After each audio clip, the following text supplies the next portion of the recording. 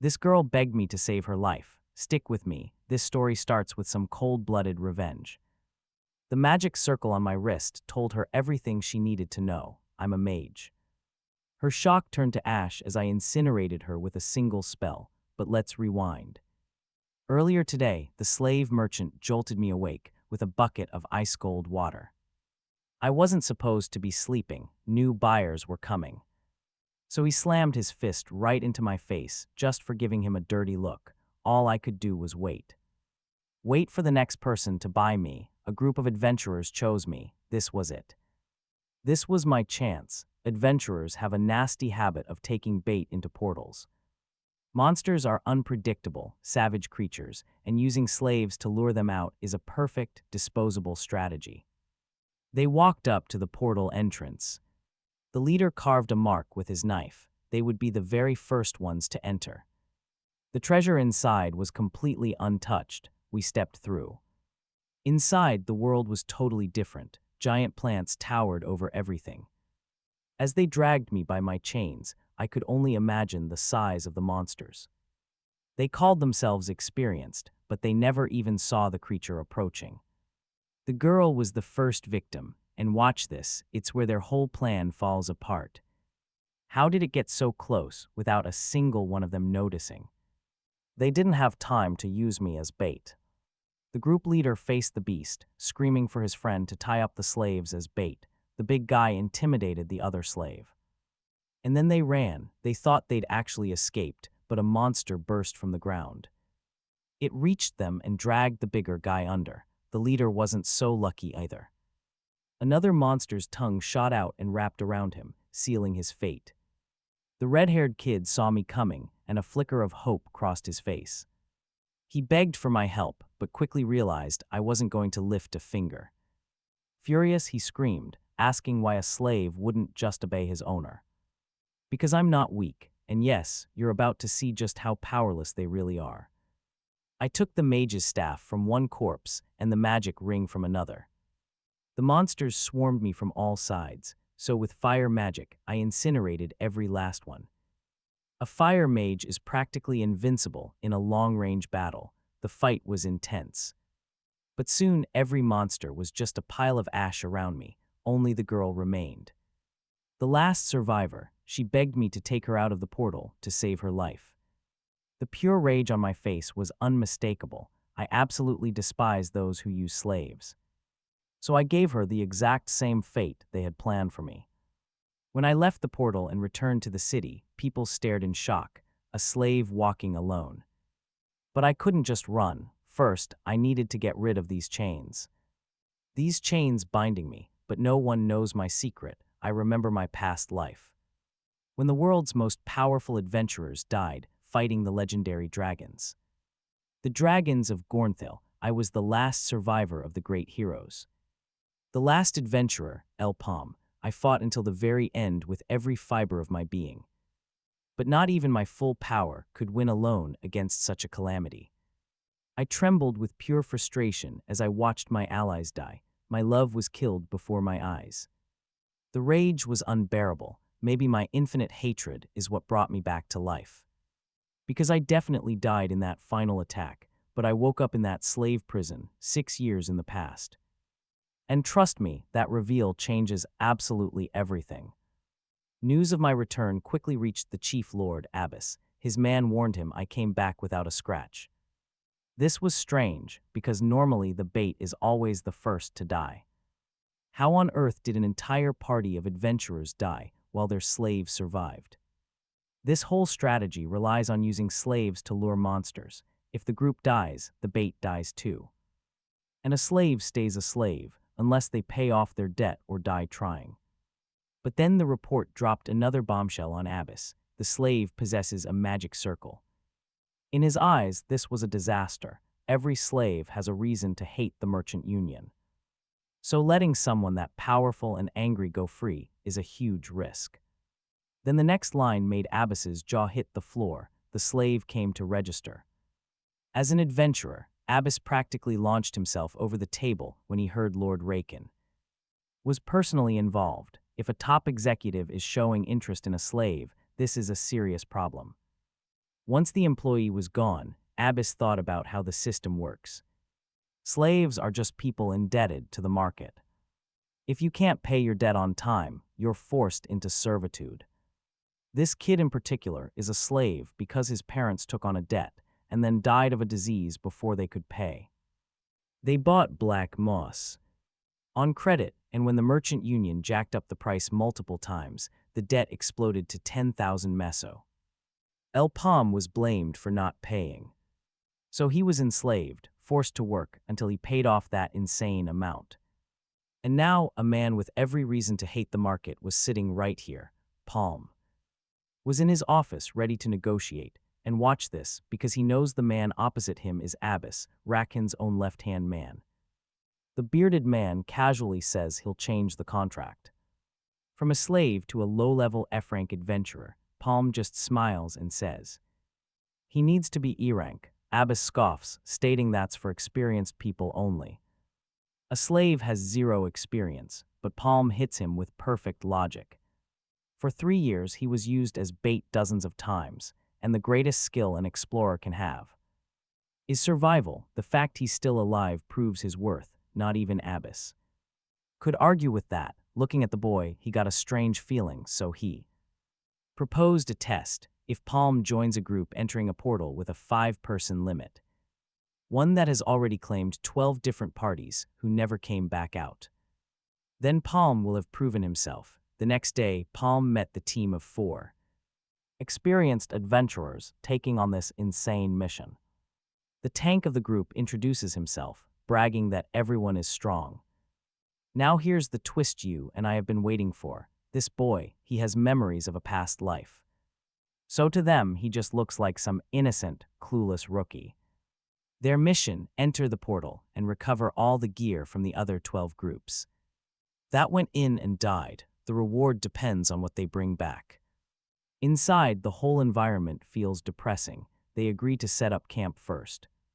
Before exploring, deciding high up in the trees is the safest bet, since Palm is the newcomer. They tell him to rest. The white-haired guy boasts that setting up camp is his specialty, and after a little while, they have a solid camp ready. They're splitting into 2 teams. The first group is Tom and Max, and Group 2 is Chev and Palm. With that, each team heads off in a different direction. If anything happens, the plan is to return to base. Chev hasn't found anything, so he mentions he heard about Palm's past as a slave and invites him to join their group permanently. He says he was moved by Palm's story, but our main character isn't paying attention. He's focused. Let's kick things off with a classic betrayal waiting to happen. Nothing, so they just ate and rested. Palm took his drink, and as night fell, the group crept over to his sleeping bag. Chev called his name to make sure he was asleep. Then his friend asked what the captain was doing. Of course, he was completely knocked out. They'd slipped sleeping pills into the food and drink they gave Palm. Get rid of the slave. And the 5-person reward gets split just 4 ways. He raises a dagger, ready to do business. Now watch this. The blade comes down, aimed right for the kill. But Tom yells, asking what happened. He tries to figure it all out, then looks under the blanket and screams that Palm is just gone. Chev's crew is stunned. They have no idea how that was possible. Chev orders a search, telling his men to find him, thinking he couldn't have gotten far. Suddenly, a massive explosion rocks the entire area. From afar, Palm watches their supply depot erupt in flames. Chev immediately knows who's responsible and tells everyone to grab the leftover food and gear. But Max points and asks the boss what in the world is going on. A massive, slimy creature appears, taking shape right before their eyes. Chev understands the chaos. Palm set them up. He gets the plan now. They were used as bait to lure out this monster. Tom gets sent flying by the creature's first attack. The slime charges the group of adventurers, pressing them hard. While Palm watches from a safe distance, he scoffs, saying, "This is pathetic. They shouldn't have acted so nice if they were just planning to trick him." After all, he knew they accepted him as bait for a portal, where 12 groups of veteran adventurers had already been wiped out. Palm confirms his suspicions, saying the area boss was this monster. Trust me, this was his plan all along. Chev sprints through the chaos, realizing a creature like this puts them at a total disadvantage. Max yells to the boss, asking what it is. The monster's identity, his best guess, is a gold slime. He explains it's a rare boss that only shows up in red portals, something you hardly see in Maple World. The creature's body is entirely acidic, making it the absolute worst enemy for melee adventurers like them. Max yells for Chev to dodge, shoving him away from the monster's next attack. Chev turns in shock, asking what that was. He realizes the monster has long-range attacks too. Max panics as he understands he's been hit. It was an acid arrow, fired from its own body. Chev yells for everyone to get it together, ordering a retreat because that specific ability should have a 1-minute cooldown. Hiding nearby, Tom realizes the monster's ability is down. He runs toward Max, yelling, "There's still time." He charges in with his blade, shouting, "Leave the monster to me." But Chev tries to stop him, saying they need to attack together. The creature attacks again, easily swatting Tom's advance aside. Max just watches, wondering what happened. He does the math, saying there should have been 10 seconds left on the cooldown, and what do you know, the creature fires again. Palm stares at the now frozen monster, commenting that it looks like it's all over. Thinking about it, he admits Chev's intel wasn't wrong. Let me break it down for you. A gold slime absorbs items to get stronger and slash its cooldowns. He finally gets it, realizing this is why the other groups failed. Its size is ridiculous, and its acid arrow has almost no cooldown. This monster is easily at the level of a yellow portal boss now. Definitely not something a First Circle adventurer should ever face, Palm is sure. He knows there are no more items left, declaring the mission a total bust. Then he remembers Abyss, holding up a scroll and daring him to prove himself. A slight smile cracks his face, challenge accepted. The gooey creature turns its attention toward the newcomer, locking on. And boom, a direct hit, taking the full force of the attack. But Palm watches from afar, realizing its maxed out resistance meant his shot to the core did nothing. Sizing up the situation, he figures he'll need to land about 5 more shots. But he just brushes it off, saying it doesn't even matter. With a grin, he declares he is going to prove that man wrong. Now this is a challenge most mages wouldn't even dream of attempting. But he isn't just some regular mage, not even close. He's the best telekinetic to ever walk this world, a title from his past life. He fires off a fire arrow, launching it straight at the monster. The creature swerves, showing off some insane speed for its massive size. But he just scoffs, calls it useless, and gets another attack ready. The projectile hits its target dead on, triggering a huge explosion. And there it is, the core, revealed right in the center of its body. Palm leaps toward the vulnerable spot, charging straight in for the kill. He prepares for the final blow, focusing all his strength, but fails to notice the slime's counterattack. A smile on his face, Palm gets ready to finish this fight. He launches the fire arrow and unleashes the powerful shot. Then he pulls the string, transforming the tip into a massive spear, and hurls it. Palm uses the momentum to latch onto a tree, keeping his eyes locked on the target. He follows its every move. The monster completely disintegrates, its body just giving way. The smoke clears, revealing a silent, empty battlefield. Palm touches down, landing right in the middle of all the wreckage. Suddenly, he feels something getting closer. The monster's core floats toward him. He grabs it, and you and I both know what that means. The absorption process kicks in, sending a flood of energy into his body. Palm quickly throws up a protective barrier around himself, just in case. In another room, Palm sits at a table with a man and says simply, "I'm back." The man with the eye patch just stares at him in silence from across the table. He dryly remarks that Palm clearly wasn't just showing off his skills. But Abyss asks why he came back alone and without the quest item. Palm tells him the party of amateur hunters tried to steal his gear. He explains that he moved away to avoid them, but then they ran straight into the boss. And from the looks of it, they completely bit the dust. Abbas asks carefully, they died to the monster.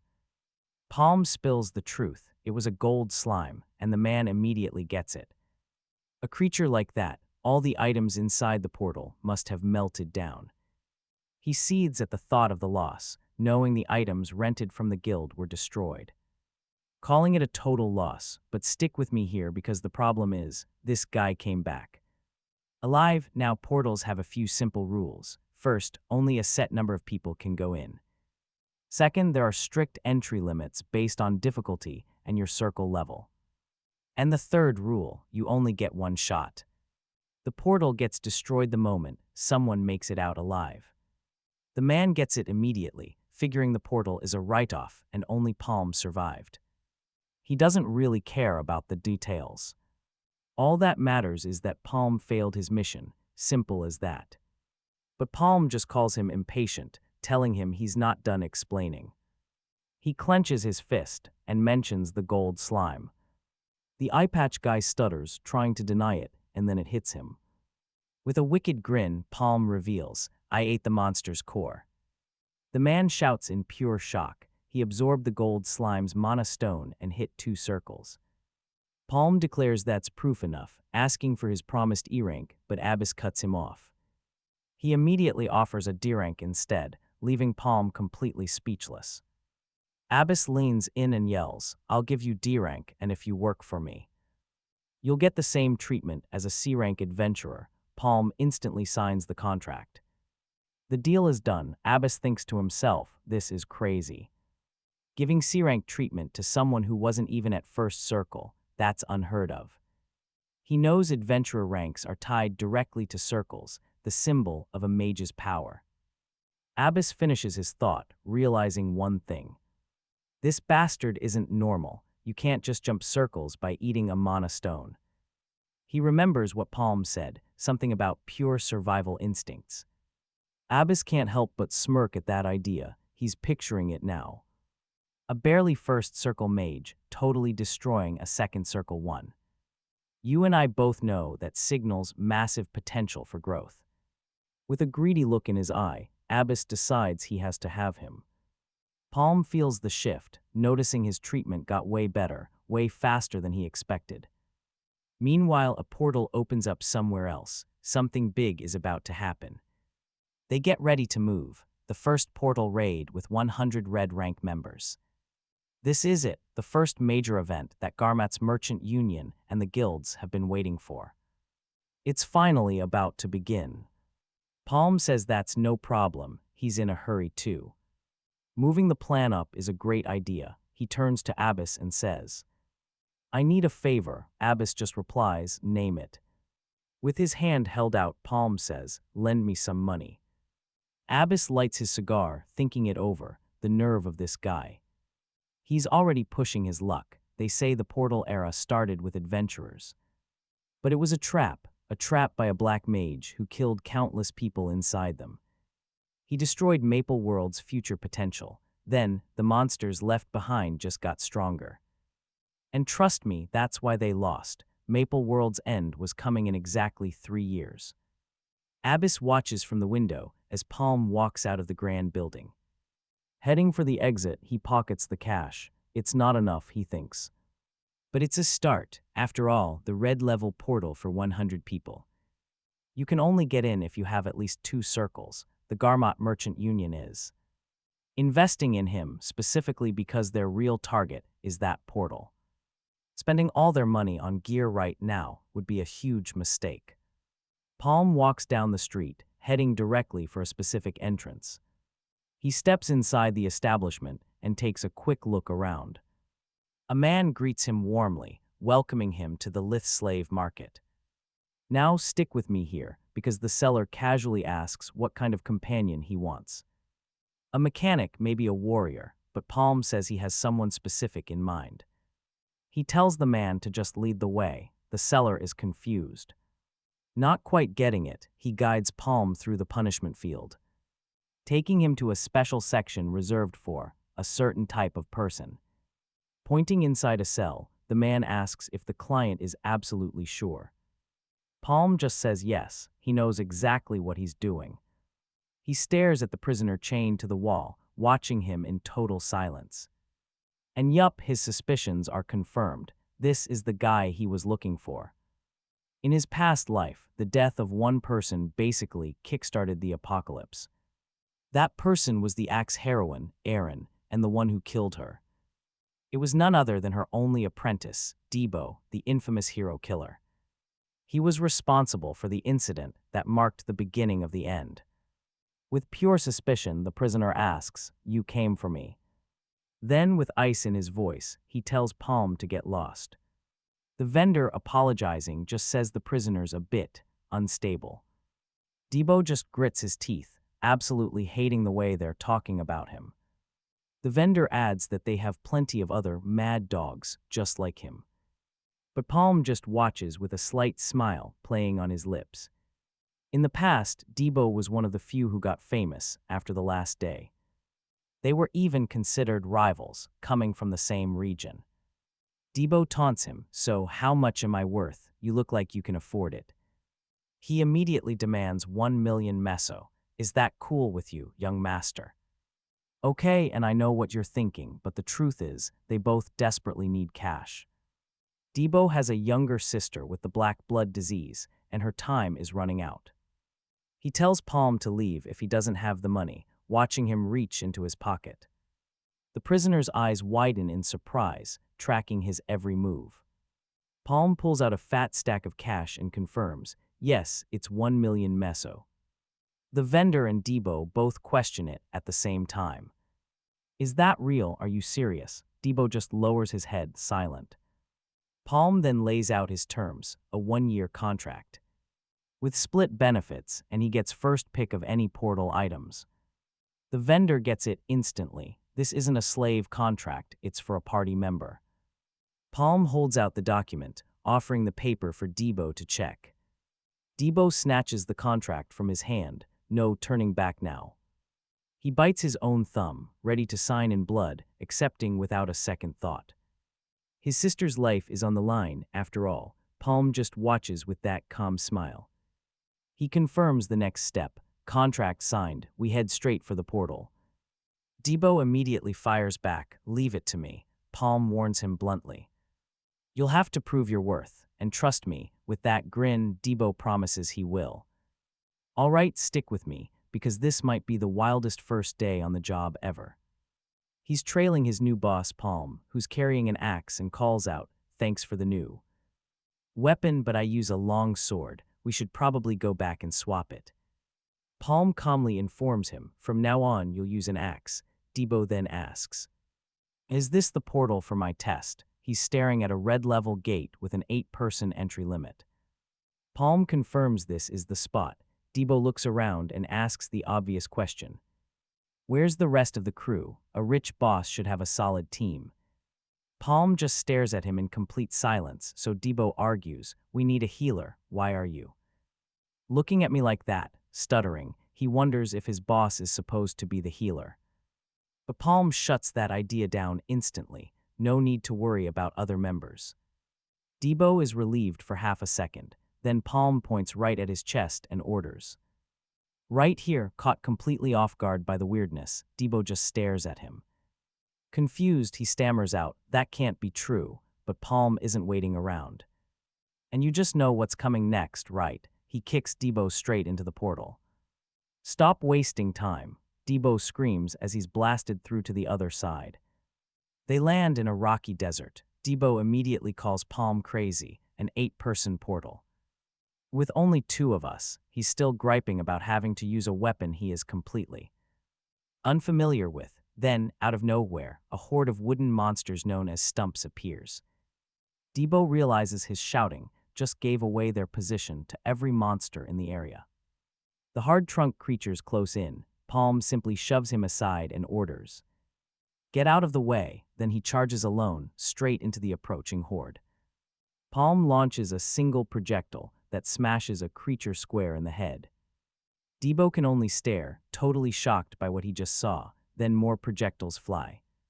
Each one hits a stump dead on. Palm turns to scold him. It's disappointing to see you act this way. Don't make a mistake like that again. Debo just wonders. What kind of monster is this guy? Meanwhile, under the full moon, news is spreading. Okay, let's pause, because the plot is about to get way bigger than a training session. The merchants took the bait. The 40 required people have already been captured.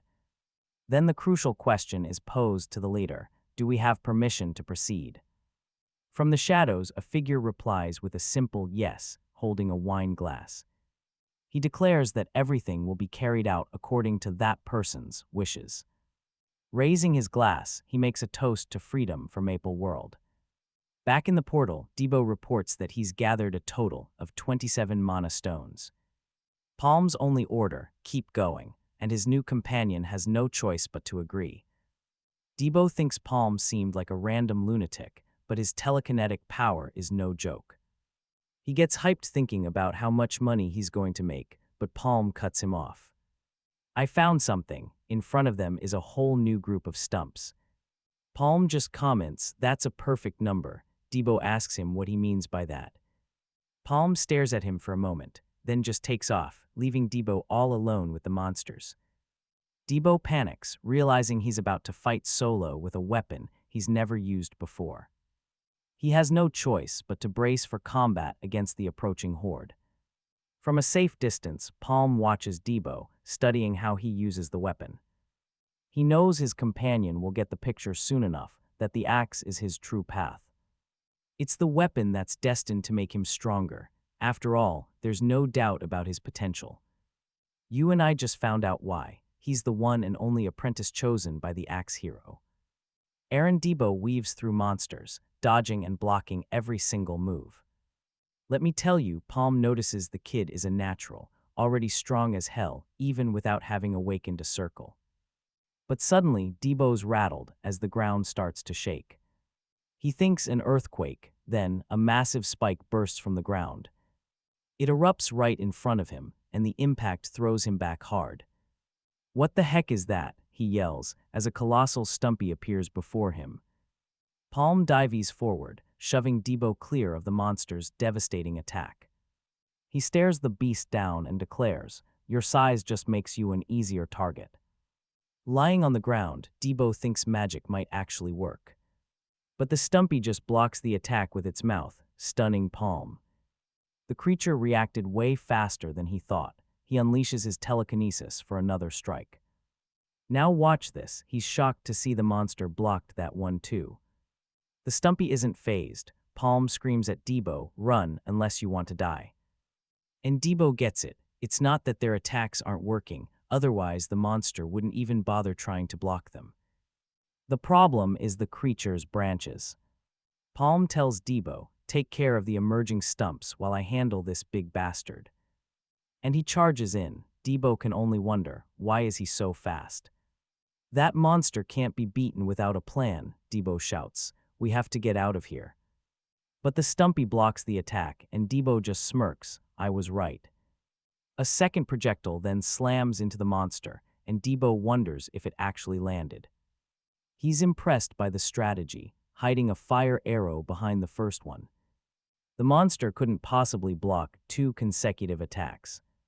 You see that, Debo realizes a stumpy is defenseless against a strategy like that. His boss is way more of a monster than he ever thought. He grinds his teeth.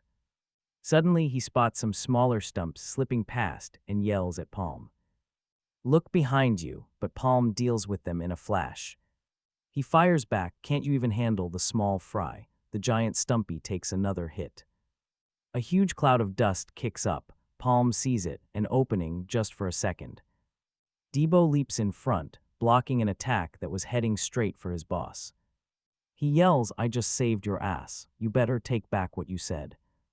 Palm just smirks, looks like you're finally pulling your weight, and together. They get ready to finish this thing. It's not over yet, Debo yells. He attacks the monster from below, raising his axe and bracing for impact. With his face bloody, Debo decides it's time for dessert, and he charges forward. Without hesitation, he strikes down all the remaining stumps closing in. As Debo gets ready for the attack, the giant Stumpy adjusts its aim toward him. That's when Palm unleashes a massive, fiery spin attack, sending flames at the creature. It's a direct hit. The creature screams in pain, completely consumed by the fiery wrath. Exhausted, Debo collapses to his knees. Palm just walks over and says, "Good job." Debo immediately replies, "You did good, too." And just like that, you and I watch them walk past the burning corpse. Night falls. Elsewhere in the city, a young woman at her table decides it is getting late. It's best to eat quickly and then head straight to bed. She clasps her hands. She gives thanks for her meal, but then the young woman hears a knock. It's coming from the door. She turns. Opening it, she asks, "Who is it?" "Is that you?" The young woman stares at the figure standing before her, observing in silence. In a moment, she knows it's her brother. He holds out a bag of coins and says, "I'm back." She throws her arms around him. "Welcome back." Meanwhile, deep in a forest shrouded by night, stands a single, isolated house. Palm steps inside the residence, gripping his staff tight. He walks past a portrait resting on a shelf and moves deeper into the building. Palm glances at a motionless body on the bed, but his face shows no emotion at all.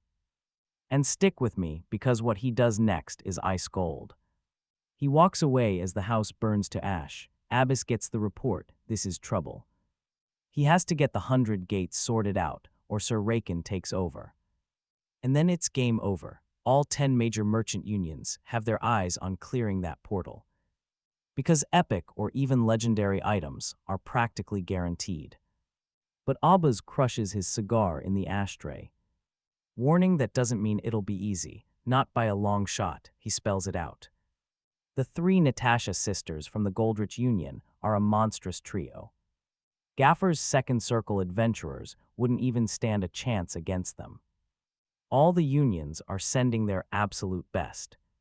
The Gaffer Merchant Union is about to be swallowed whole. Abbas holds up a poster with Palm's face. He knows he has a wild card, but he's hesitant, and for good reason. Suddenly, the office door slams open, and Abbas roars, "Who the hell enters without knocking?"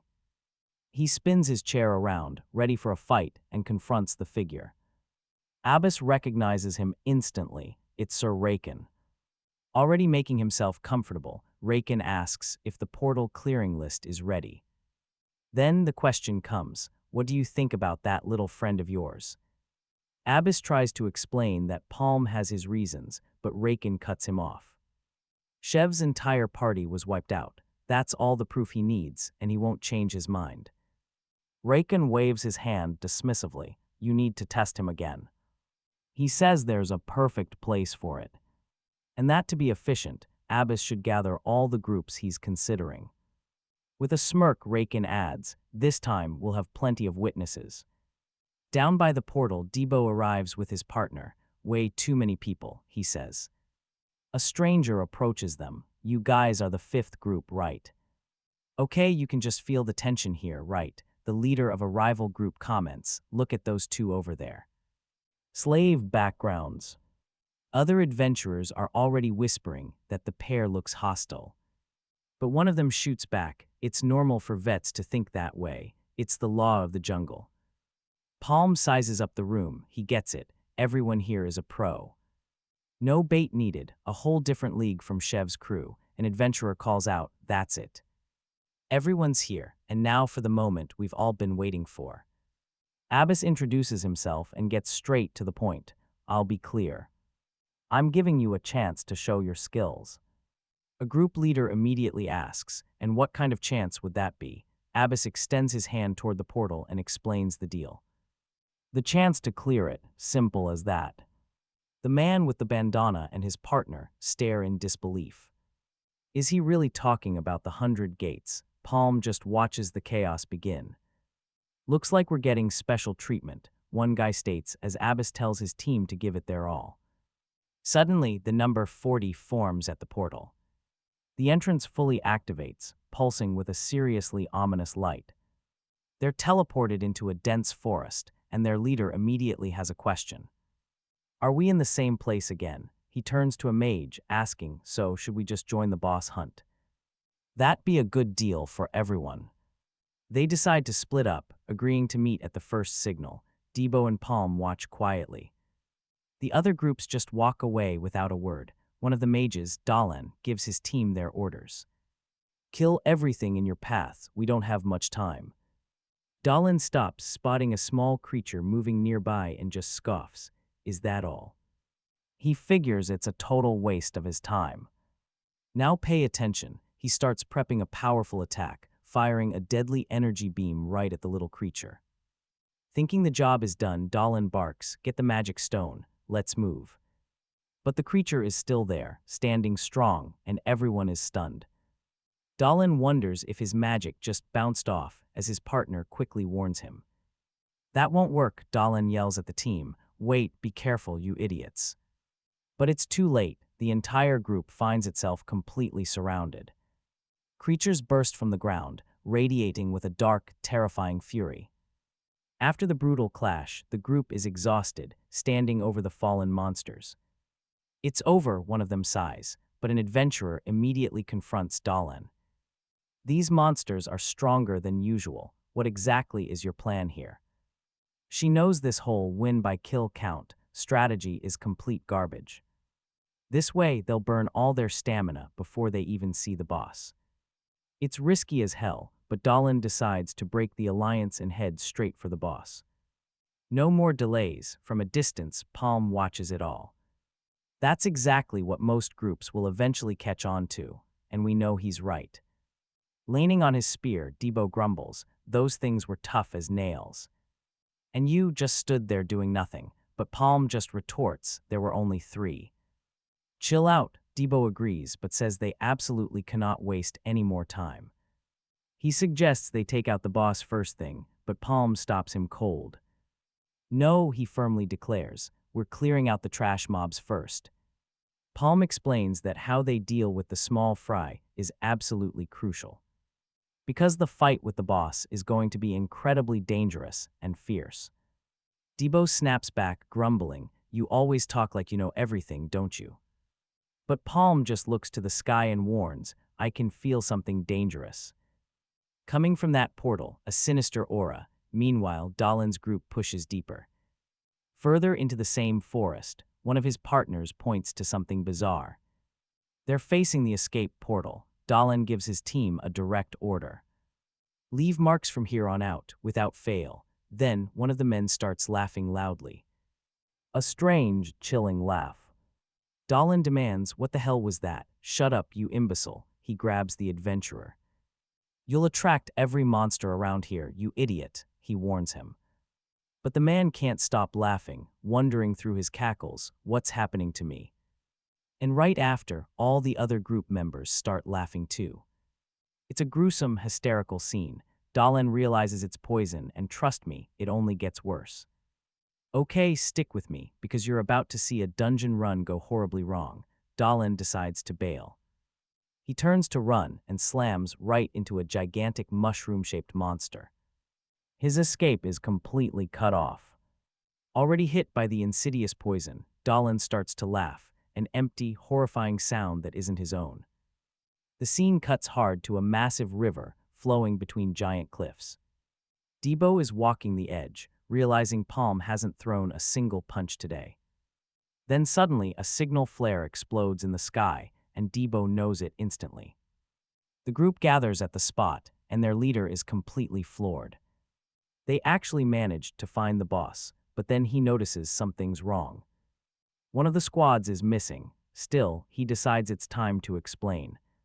It looks like just about everyone else has made it. An adventurer speaks up, saying the wizard Dalan's group isn't here yet, but the leader cuts her off. No time. They can't wait. He announces to everyone that they've located the boss. And the moment they laid eyes on it, they saw Dalan's group being utterly decimated. And here it is, the name of the monster is the poisonous mushroom of madness. Just hearing that name makes the adventurer's blood run cold. The crew immediately gets it. They have to ditch the boss hunt and find the escape portal, but Debo. He just turns to Palm and asks if the monster is really that big of a deal. Palm gets straight to the point. This is the absolute worst boss they could run into.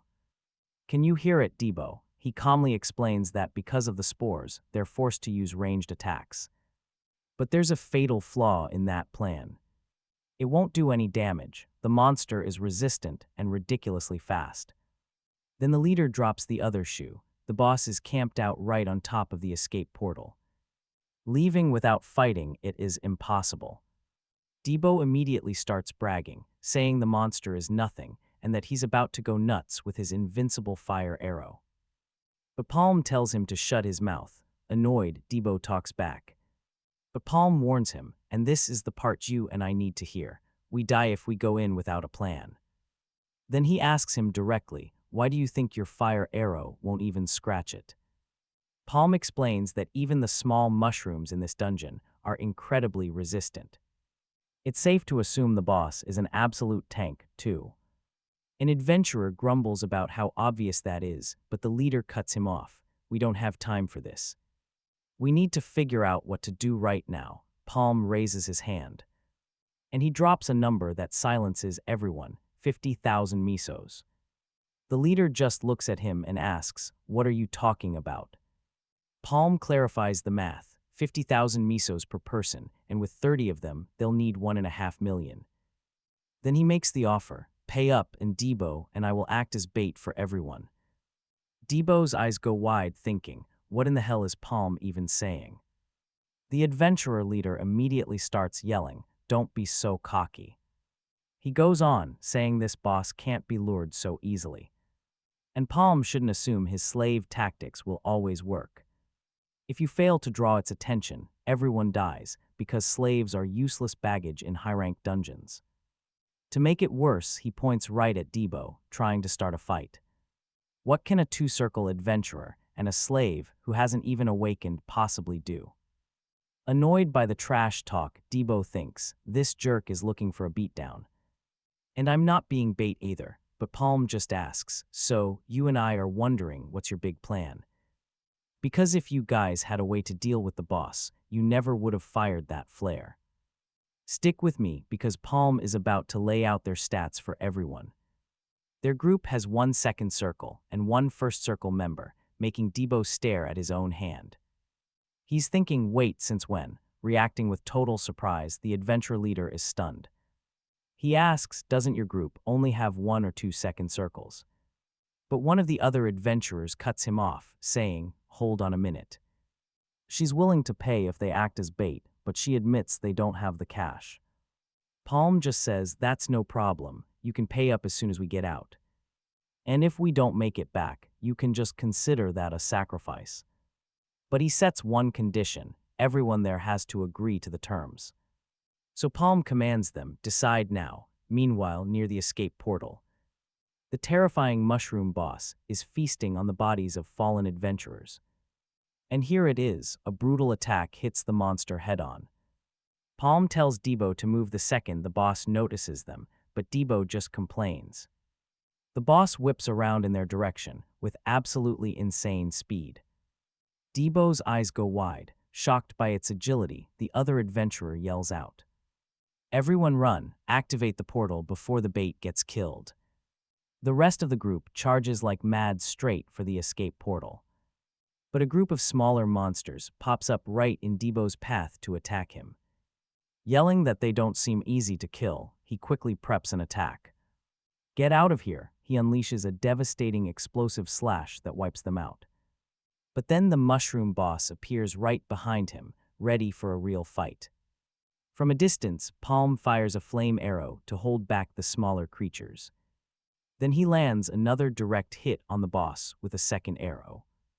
Debo positions himself in front of Palm and yells, the monster is catching up to us. Palm just screams back, jump, and the two of them take a wild leap off the cliff. Okay, you and I are about to see a truly insane escape plan in action. The furious monster wastes no time and jumps right after them. In midair, Debo flips the monster off as Palm's arrow hits it dead on. A gigantic explosion goes off as all three of them plummet toward the river below. Debo breaks the surface, cursing that the damn mushroom almost killed him. He turns and demands to know what that thing's deal even is. While wringing out his clothes, Palm bluntly explains, "That's the boss. And if we want to kill it, we'll need to prepare better." Debo just stares in silence. He questions the whole situation, completely disbelieving. "Are you serious? Are you serious that we're actually going to kill this thing?" Palm confirms he heard right. And that's when Debo explodes, yelling, "Are you kidding me? Did you forget the plan? It was to go in as bait and get out." He keeps venting, absolutely fuming. The bait part is done, so it's time to leave. Even the fire arrows didn't work. But watch this, Palm calmly explains, "The situation has changed. The competition is gone, so now we can be free bait and even pocket a bonus." Then he asks, "What's the problem? Are you backing out of our contract?" Debo immediately denies it, but insists that Palm owes him a bonus for this. Palm just agrees. Debo then asks how they're supposed to kill the creature. After all, neither melee nor long-range attacks even worked on it. Of throwing his life away, insisting there has to be some way. Meanwhile, outside, Abyss and Rakin watch the portal as the adventurers start to emerge, and they wonder, isn't that way too fast for a 40-person raid? Abyss approaches one of them and gets the chilling news. They failed. The man explains that Dahlon's group was completely annihilated, and Palm is still inside, acting as bait so they could make it out. The adventurer's voice cracks as he admits it's impossible to kill the portal boss with their group. Abyss just stares at him in dead silence. A woman tries to justify it, stating the boss was the infamous poisonous mushroom of madness, and that there was absolutely nothing that could be done. But Abyss cuts her off, accusing them of running away with their tails tucked between their legs. He turns to leave, but is stopped by the adventurer. "Wait." She argues that Palm's group hasn't come out yet, and since the portal's still active, they have to be alive. But Abyss is having none of it. They won't survive. After all, the guy himself just said the boss is the fearsome, poisonous mushroom of madness. He then declares if they want to wait, they can wait alone. Because he doesn't have time for it, and leaves, calling them damn useless. Abyss just figures they had a run of bad luck. He scoffs, saying it's impossible for even a two-circle mage to kill a poisonous mushroom, and that mediocre adventurers are of no use to him. But you and I both know, inside that portal, this story isn't over. Palm understands the kind of person needed right now is someone capable of overcoming any obstacle, someone who can turn the impossible into the possible. And he decides that's exactly who he'll be, prepping his staff for battle. He declares it's time to start the hunt. Now pay attention, because this is the right strategy. Keep your distance and attack with powerful long-range abilities. After all, this creature is way faster and tougher than the others. And to top it all off, it spits deadly poison. As he preps his attack, Palm knows if he uses telekinesis to make the magic arrow spin, its power will drastically increase. The combined energy projectile rips through the air at high speed. It's a skill only he can use. Invented while imagining a bullet capable of making the impossible possible. Unleashing his technique, Palm lets loose the move he calls Revolver. The attack slams directly into the monster. The energy keeps piercing deeper into the creature's body. Palm watches intently, checking the results of his strike. A second energy projectile demolishes a tree. Even so, the monster stays on its feet, and yeah, you saw that too, right? It's not dead. He missed the head where the core is. Then another explosion hits the upper part of the creature's body. Palm realizes it's tough to aim Revolver while moving, and the main problem is the cooldown time. He readies another attack, knowing he needs to end this before the boss fully recovers. The monster charges towards them again, but suddenly it stops, looking disoriented. Palm shouts, "Now's the time." Debo pulls a rope with all of his might. The rope snags the monster's legs, making it stumble forward. The creature then faceplants hard into the muddy ground. The monster slowly picks itself up, rising from the dirt. From the top of a cliff, Palm watches the entire thing. The monster turns towards Debo and prepares to attack, as he calls the beast filthy. All right, we're jumping right into the action as Debo lays into this giant mushroom with his axe, unleashing a relentless flurry of blows. The creature gets a nasty gash, and gas starts pouring from its mouth. Debo turns to the monster with a classic taunt, so how about we play now that the air's all fresh? But Palm figures it out, wondering if that's even the monster's real head. He thanks them for the hint, already holding something that looks suspiciously like a flare. Debo gets it instantly, a flare, which means his whole attack was just a bluff. And from a cliff above, Palm unleashes his revolver. A beam of pure energy pierces right through the creature's silhouette. The attack hits the ground, causing a massive explosion and an insane amount of gas to erupt. Debo grumbles, annoyed that the creature was a pain right to the very end. Suddenly, a rope yanks him backward, pulling him clear just in the nick of time. He stumbles to his feet, admitting, "I thought I was going to die." The monster's poisonous gas spreads everywhere, and Debo still isn't sure it's over. But Palm confirms it from above, it's over. Palm even gives Debo some rare praise. "You did well." He says they'll get the mana stone once the poison clears. But he doesn't see it, the creature somehow approaching again. Palm whips around to face the new threat as the poison starts to clear. And then a tiny sphere of energy emerges from what's left of the monster. But amidst all the chaos and desperation, Debo starts to smile. Meanwhile, back at the office, Raken is laughing his head off. He immediately turns to Abbas, asking, "Did you come back empty-handed?"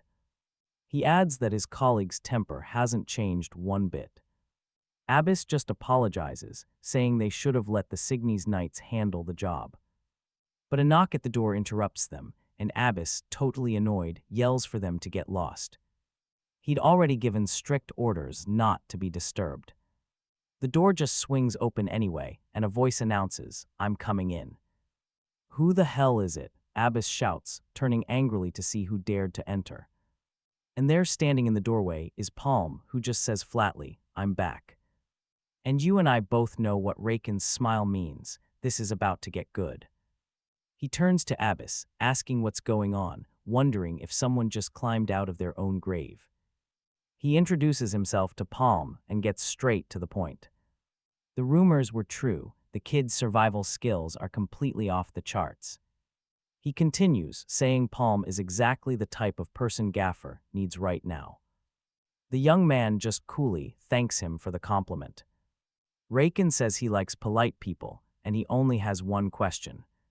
He calmly asks, could Palm show that same skill again at the 100-man gate? Now pay attention to this answer. Palm replies, that's a tough one. Raken just stares him down, completely silent after that response. Abbas explodes at Palm. Is that how you talk to Mr. Raken? You think you can just pick your missions? He reminds the kid not to forget about the debt he still owes. But Raken just smiles and says, if it's difficult, then it's not impossible. Palm, never one to waste time, decides to change the question himself. He looks up, locks eyes with Raken, and asks him straight up, what do you want? Cut to a tavern where Debo spits out his drink, protesting loudly. 5 million mios per person. That's insane. That's 10 million total, and trust me, you'll want to see how this plays out. Let's watch how our guy handles business. Palm turns and apologizes, but Debo immediately asks if he isn't being a little too greedy. After all, they can't just walk away from this offer for their very first major mission. Palm just wipes his face, saying it's not his problem. The decision is totally up to them. Worried, his partner points out that if this goes wrong, Abbas will blacklist them both, and then he spots movement. Someone's coming. The adventurer leader approaches and speaks bluntly. Palm looks totally calm, while they feel like they're on the brink of death. Debo gets up, absolutely furious, and challenges him to a fight. Seriously, is that how you thank the guy who just saved your life? But the man's companion quickly bows and apologizes. Ibu also says sorry, admitting he misjudged them and feels ashamed as an adventurer. The other guy offers a bag of money, explaining everyone pitched in extra as a thank you, but Debo refuses. Palm says it again. What we agreed on was 1.5 million mesos. He coolly explains he just did the job he was paid to do, so they can keep the thanks. Then he warns them, don't get it twisted. Ibaru and his companion just trade glances, feeling the pressure from his aura. Debo holds the money and mutters that he got worked up for nothing before starting to count it. Later, Palm's at the bar and asks Ibaru for his companion's name. Ibaru questions why, so Palm can do the job he's paid for. Meanwhile, in an office, Abbas is yelling that he can't do it. He tells Rakin that 10 million mesos is a fee for a third or fourth circle adventurer, and accepting it would set a terrible precedent. Abbas urges caution, thinking Palm might just be testing them, so it's probably better to call him back in to renegotiate the payment. Rakin just asks, "You really think that's all it is?" Abbas confidently replies that it wouldn't shock him if he came back asking for double. Rakin just slides over a document and tells him to read it. Abbas looks over the paper and sees they're only sending Palm's team to represent the GAFA Merchant Union, wondering what just two people can possibly do. He keeps reading and his face drops at what he sees. Shocked, he asks, "Is this for real?" And Rakin says he paid a massive sum for that information, and he'd be in deep trouble if it wasn't. The document reveals a name, Dark Lord Jin, and pay attention because Abbas realizes the implications. If this is true, they're in unbelievable danger. Rakin picks up a pen and warns him, "Make no mistake." He points the pen forward, declaring, "The war has already begun." The scene changes. We see the gate, now surrounded by a gigantic camp. You can just feel the tension, with various groups of adventurers gathered around campfires. A young adventurer remarks he's surprised they actually accepted the mission's terms. Palm tells the kid not to get carried away and to stay focused, but Debo chimes in, saying he's a seasoned adventurer now too, you know. He's proudly sporting the Merchant Union's emblem on his cloak, totally showing it off. Meanwhile, other adventurers in the camp are preparing. The mood is heavy. Palm takes in the whole atmosphere, observing the vibe of the place, and Debo notes that it looks like there's a new face in the crowd. An adventurer named Sheldon from the genus Union walks over. Asking if they're from the Gaffer Merchant Union, Palm introduces himself simply, "I'm just a C-rank adventurer." Sheldon's jaw drops, saying he thought only two-circle adventurers were allowed to join because of the strict restrictions. He's still baffled. He keeps wondering how a C-ranker even got into the portal. It makes absolutely no sense.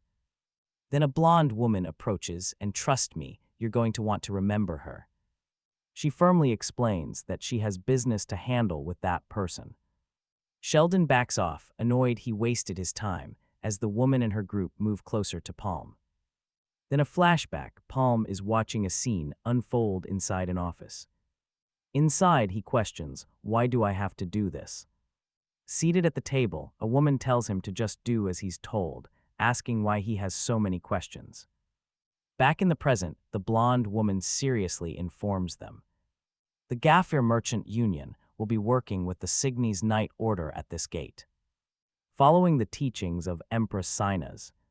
She's the strongest of her group and has shown an insane amount of interest in this particular gate.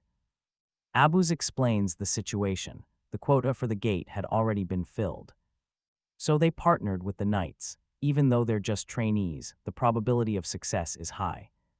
He suspects they have hidden motives for coming to this gate, but the offer wasn't bad, so they're going to work together. Palm understands a cooperative mission should be fine, but he still thinks it won't be that easy. And yeah, Abbas admits there's something off about them. A smell that just doesn't sit right with him. Back at the camp, the woman introduces herself. "I'm Kiri, leader of the Cygnes Order's rookies. And I hope you don't think we're on the same level."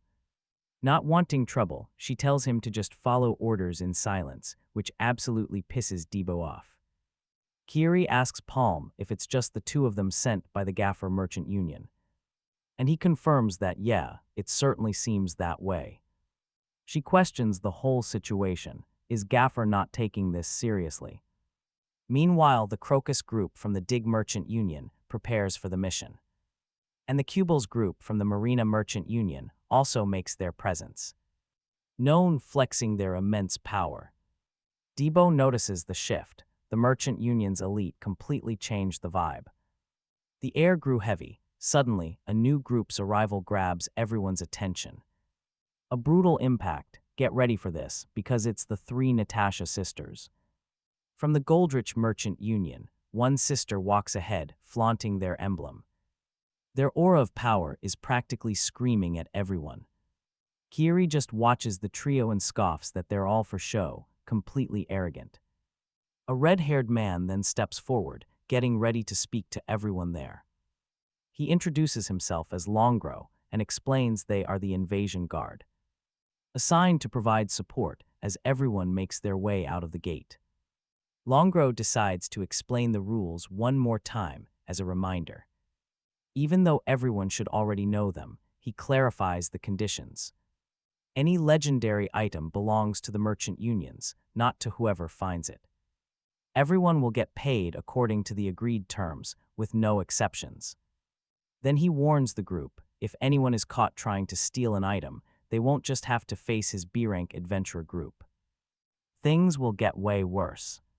Debo notices a mark on one of the men's arms and asks, "Does that mean 5 circles?" He looks at the rest of the group, and you can see him thinking it. Are they all at that level? Longro finishes the warnings and finally clears everyone to enter the gate. She turns to Palm, telling him to follow her because she's taking the lead. She declares, "We will be the victors, but you and I can see DBO on the side questioning things." He wonders if Palm really needs to work with someone so reckless. Palm just stares ahead, focused. It's finally begun. The number 100 appears at the entrance, and he knows all his training has led him to this gate, one he never faced in his past life. But he has to conquer it, no matter the cost. Palm knows everything starts right here. He moves forward with Debo, who's already grumbling that he won't save anyone lagging behind. Not a chance, an adventurer suddenly dashes ahead of the group. He yells for everyone to follow his lead. Debo just looks at the environment. "Why is the grass so tall here?" Kiri yells at the guy to stop messing around. She tells him to get back with the group, asking, "You think this is a field trip?" He sees the others pulling ahead and wonders if he really has to take that. Then he spots something just up ahead and sees Palm fallen on the ground. Debo runs over to the downed man. "What are you doing?" Suddenly, with a deafening crash, something heavy smashes into the ground. The impact makes one of the men spin around, and his eyes lock onto the disturbance. A huge wave forming and heading right for the other group. He knows what it is. It's a herd of ribbon hogs. He realizes there's at least 1,000 of them. And they are charging straight for everyone. Kiri screams for everyone to get out of the way. Most of the other teams haven't even made it inside yet. One of the men shouts, who broke the rule about not luring monsters to the entrance. Another leader takes charge, guiding the El Nato merchants one way, while he and his own crew bolt in another direction. The creatures carve a path of pure destruction right through the middle. Kiri has to act. She plans to lure the monsters somewhere with more obstacles, but her man warns her. There's a problem. She reacts in shock when he tells her the gaffer merchant syndicate has completely vanished. Debo, however, looks relieved. He asks Palm, "How did you know the ribbon hogs would get riled up?" "Good question, right?" Palm calmly explains that from his experience, massive herds of beasts always travel these plains. An info card pops up. Ribbon hogs are 2-meter-tall monsters. They have violent tempers and move in groups of hundreds, even thousands. He continues, saying that the other merchant groups could handle them, but they definitely avoid a direct fight to conserve their energy. Since nobody knows what they'll face inside, he says it's smart. You can't clear the portal just by killing a bunch of ribbon hogs. Palm thinks back to the past. The last attack on the Sleepywood Gate was a total failure. Every single adventurer died. Debo snaps him out of it.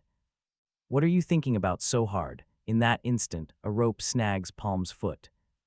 Debo immediately looks down to see what's happening. Next thing they know, a massive log trap springs, launching them both into the sky as Debo screams. The trap reveals its true, massive scale. Palm manages to catch Debo.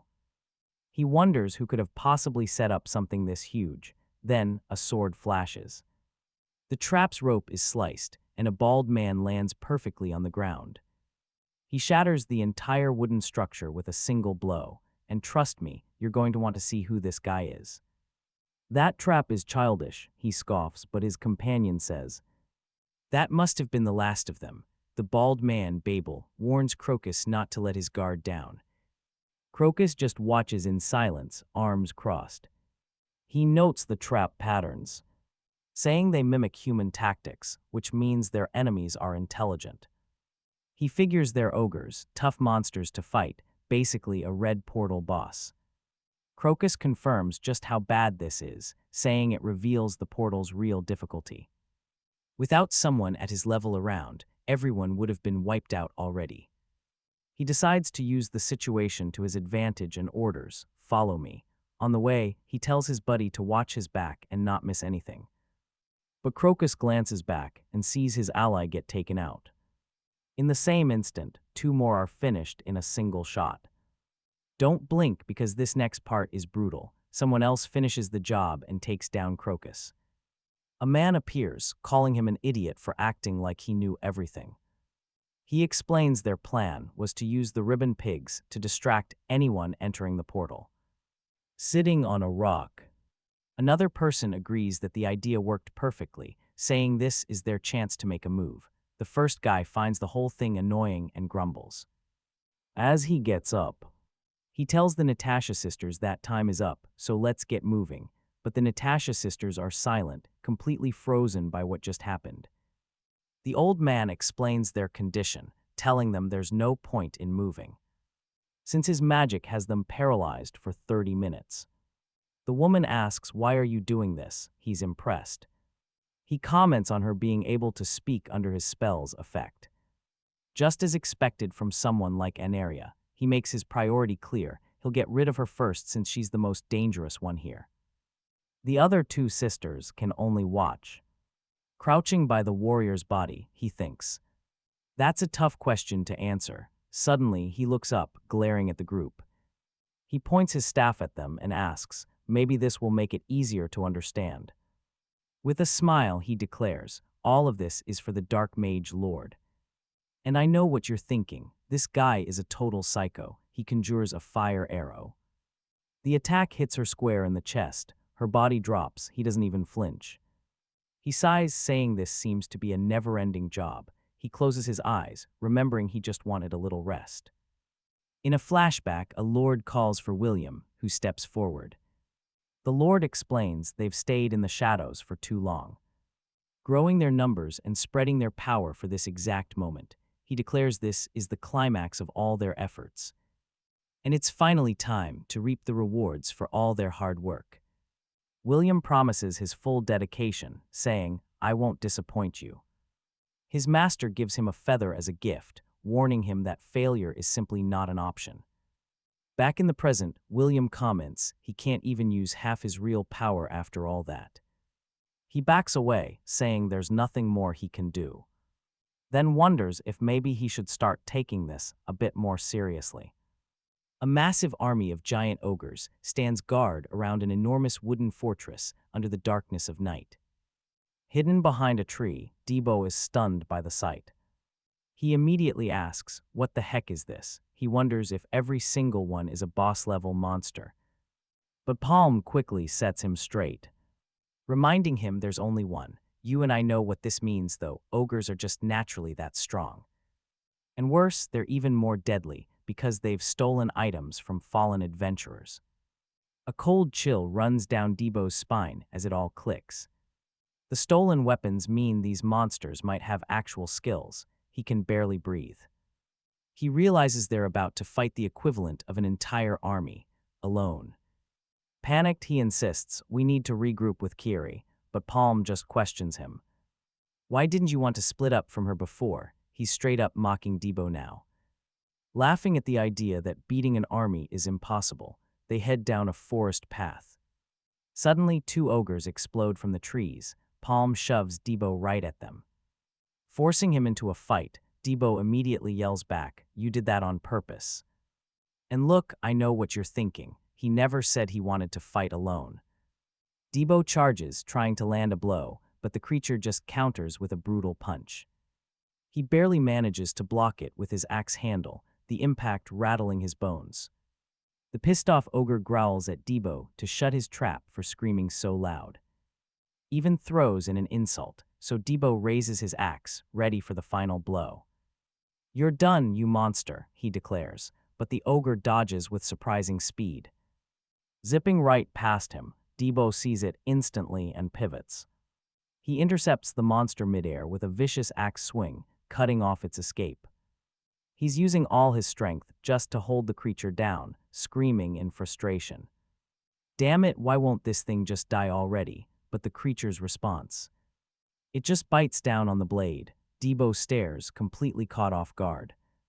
Stunned, Debo leaps away and brings a massive overhead smash down on the second ogre. This one, it just drops dead on the spot. No fight, no resistance, done. Debo turns to Palm and says, "You know, I thought you were gonna lend a hand." Palm just casually states that now Debo knows monsters aren't invincible. But Debo shoots back that this whole thing just makes him doubt the mission even more. Suddenly, Debo's head whips to the side. Something's wrong. He finds the bodies of several knights just strewn across the forest floor like trash. And his first question is the same as ours: what the hell is this? Debo recognizes them. They're Signy's knights. He can't believe it. What happened here? But wait, one of the knights, lying on the ground, is still breathing. Debo calls out to Palm, pointing at the survivor. Palm eyes the wounded man. He's leaning against a tree. Palm wonders, is he really a survivor? He approaches the knight and asks what happened, assuming it was a monster attack. But the knight, struggling, denies it. He explains it wasn't an ogre. It was an assassin. Meanwhile, somewhere else, Abbas is trying to piece this together. The whole situation is messed up. He concludes it makes absolutely no sense. Assassins are people who invade portals just to take out other adventurers. And usually, all the evidence vanishes when the portal closes. So in this case, a fight like this would have no winners. Just a massive waste of energy that would raise suspicion on the outside. He figures no mercantile union would ever risk something this reckless. Which means some other hidden power has something to gain from all this chaos. Back in the forest, Debo turns to Palm and calls him boss. Elsewhere, Kiri notes it's been a while since she's seen a certain girl. The wounded knight slams the ground. He screams in pure anger, "Why would Lady Kiri do this? Is there a traitor? Us?" Even Palm can't process it. She's one of the Signy's knights. Why the hell would she be an assassin? He asks in total disbelief. Debo agrees it's a tough pill to swallow, remembering her strange orders. Now it all clicks into place. It was all part of a dirty plan. The knight catches his breath. He reveals that before finishing the job, she confessed who she really was. She declared herself a follower of the terrifying Black Mage, making her dark purpose clear. Debo freezes at the name, and you might want to pay attention because this changes everything. The Black Mage, an ancient legend, flashes through his mind, 800 years ago. A transcendent, malevolent being known as the Black Mage threatened the entire world. 6 heroes had to unite their colossal force to stop him in a great epic battle. They finally sealed both him and his dark army away for good. With the Black Mage's forces in chaos, the allied armies advanced without mercy. They massacred every last one of his followers. Debo scoffs. Any citizen of Maple World knows that. He thinks it's impossible. Palm decides they have no time to waste and declares they need to move. "We're going after her now," he says to the knight. "Are you with us?" He warns him, "Get ready for a beatdown when we find her." The knight's response is instant. "That's exactly what I want." He's in. Meanwhile, Kiri speeds across the rocky terrain, flying low. She reaches a clearing and finds William, calmly waiting for her. I was expecting you. Beside him, a silent, white-haired woman watches everything unfold. William addresses her formally as Lady Kiri. He deduces she took care of the ribbon pigs, saying the plan can move forward now. Did you receive the gift we sent? He taunts, trying to get a reaction. But Kiri remains dead silent. She just raises her sword, taking an imposing stance. Who the hell are you people? She demands. Back in the forest, Debo is helping the wounded knight, who seems confident. Palm will find her in no time. The knight clutches a dagger in his hand. This is great. Kiri, however, is already clashing blades with an assassin. William watches the fight, praising the incredible skill of the Signy's knight's captain. Then he wonders just how long she can actually endure this fight, tracking her every move. Kiri prepares her next attack, announcing the rising sun technique. An assassin leaps towards her, declaring, "It's time for you to die." But Kiri unleashes her solar strike, blasting the enemy away. Reveal your purpose if you don't want to die right here, she threatens. She holds her ground as an annoyed William orders his men, hurry up and kill her. A whole group of assassins charges her at once, all screaming, die.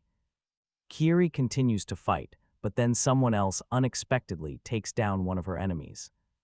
The surprise move leaves William completely shocked.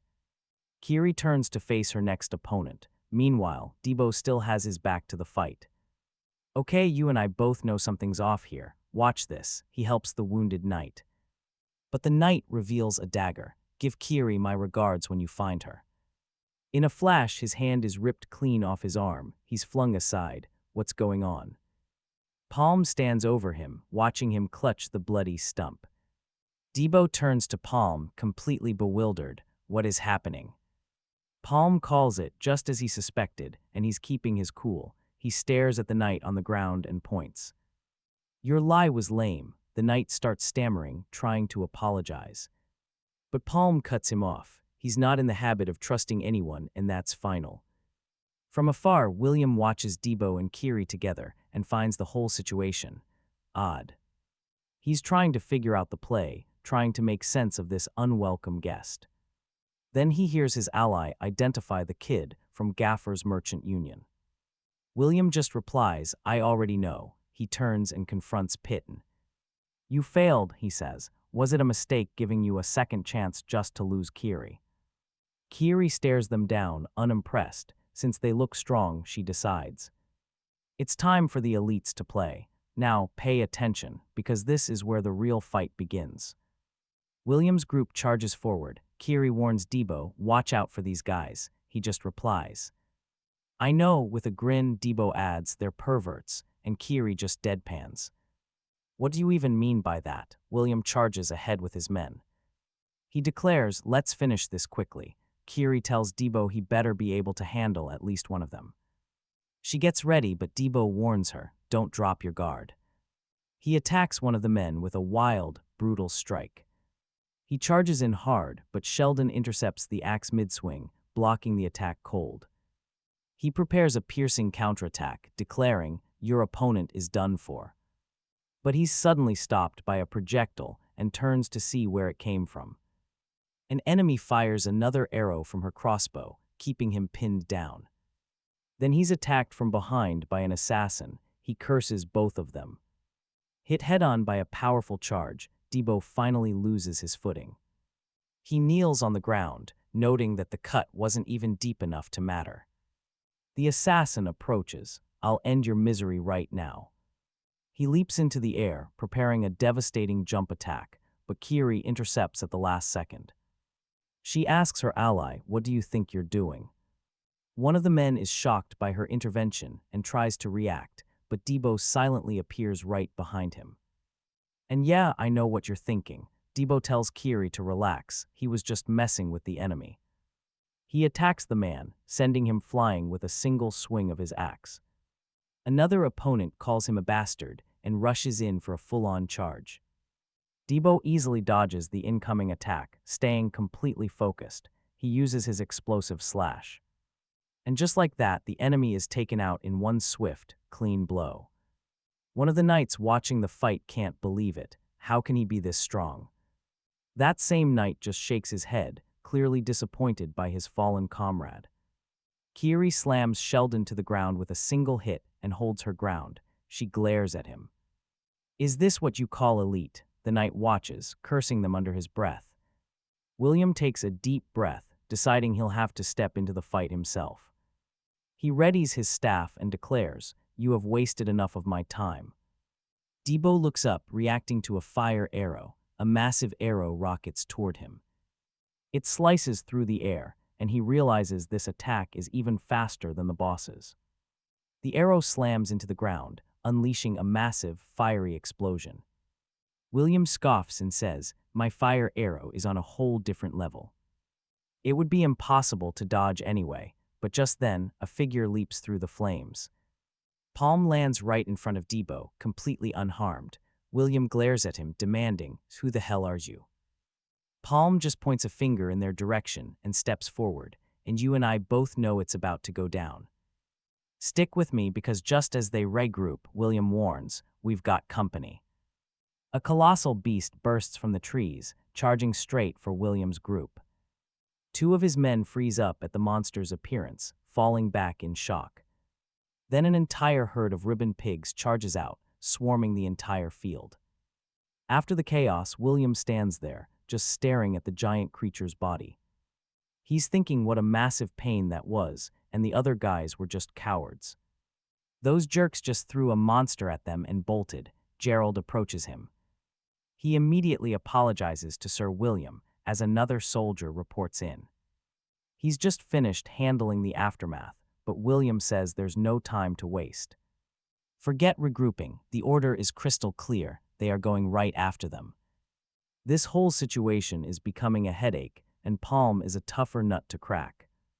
William remembers his man had warned him about Palm, but he'd been so dismissive. He'd simply reassured him, saying he would handle the guy himself. William declared, full of himself, that it's impossible for anyone to be stronger. Not inside this portal, his confidence is off the charts. Meanwhile, Kiri asks Palm for an update, and he warns her to be careful. Those guys aren't going to die that easily. Debo butts in, demanding answers. He asks why Palm didn't just finish them off when he had the chance. And here's the twist you and I need to see. Debo is stunned. He was stronger than you. Palm recalls his opponent's fire arrow, the scene flashing through his mind. He explains his own fire arrow barely managed to change the attack's direction. It didn't even truly affect the guy. Debo can't believe it. Stronger than the boss, stop messing around, he shouts in disbelief. Did we really just run away? He asks. Palm confirms they did. Then he shows Debo a ring, who just stares, not understanding what's going on. The circle on his arm has grown to its absolute limit, and he's worried. See, at the peak of the second circle, they should be equals or even stronger. That's the logic, but that guy's magic had something Palm couldn't figure out. Something that was mysteriously strengthening his ability. Debo is speechless. He concludes this makes their enemy the strongest adventurer in the entire portal. Debo suggests they try the same trick with the ogres, but Palm shoots it down. Immediately, he says that tactic could now be used against their own group. Palm asks if he even understands the insane mess they're actually in.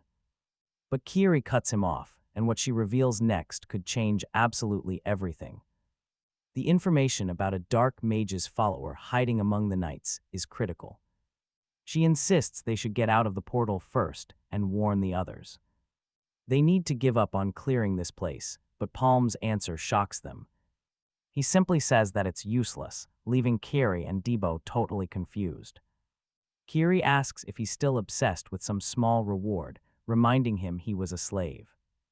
Palm shoots back, asking what happens after they warn everyone. He points out these followers have been hiding for hundreds of years. Exposing them now would be like cutting off a single branch on a rotten tree. They'll just go into hiding again and pop up somewhere else like parasites. Kiri grits her teeth, filled with frustration, but Palm holds her back.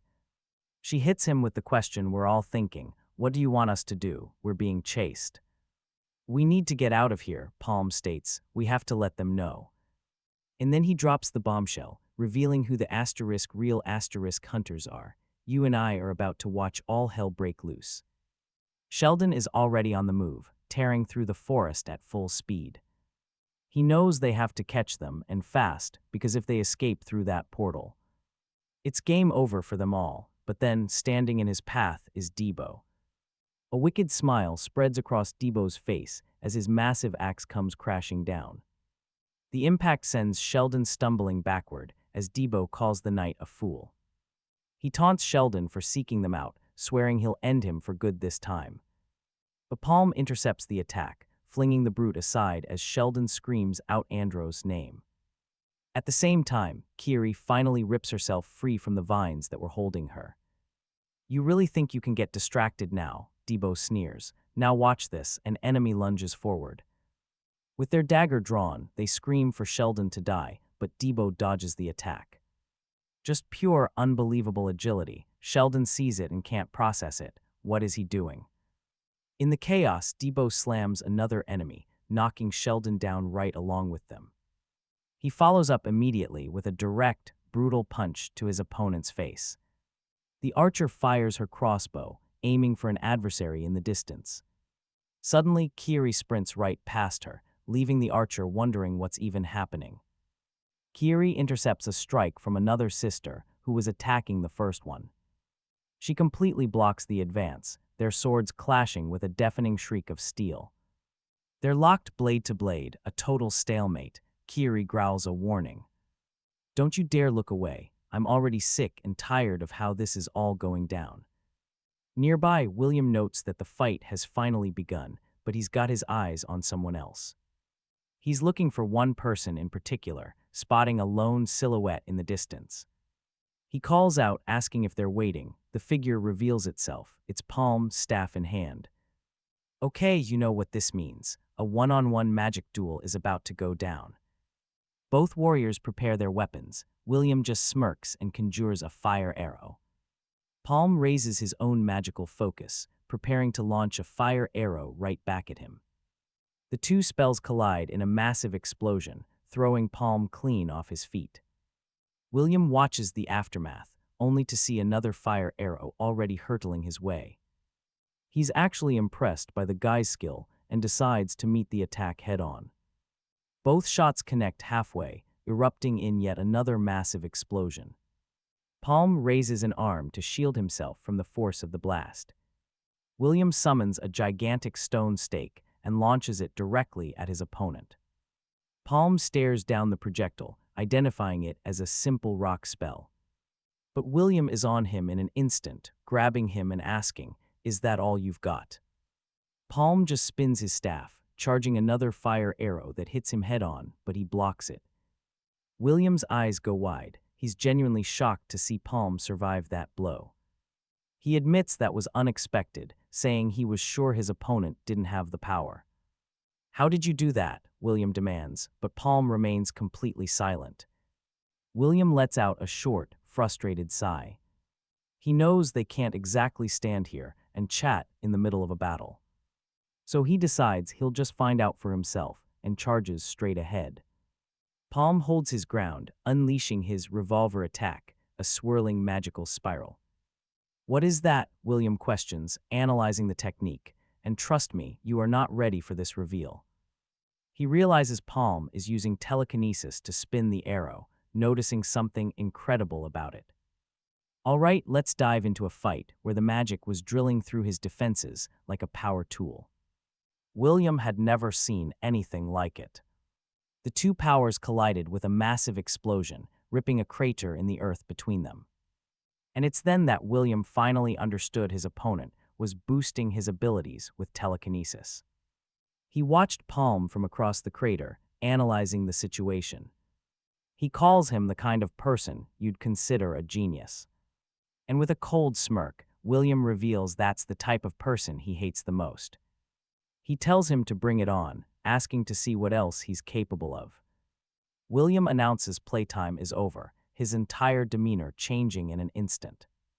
He launches a fire arrow straight for Palm, who prepares his own attack.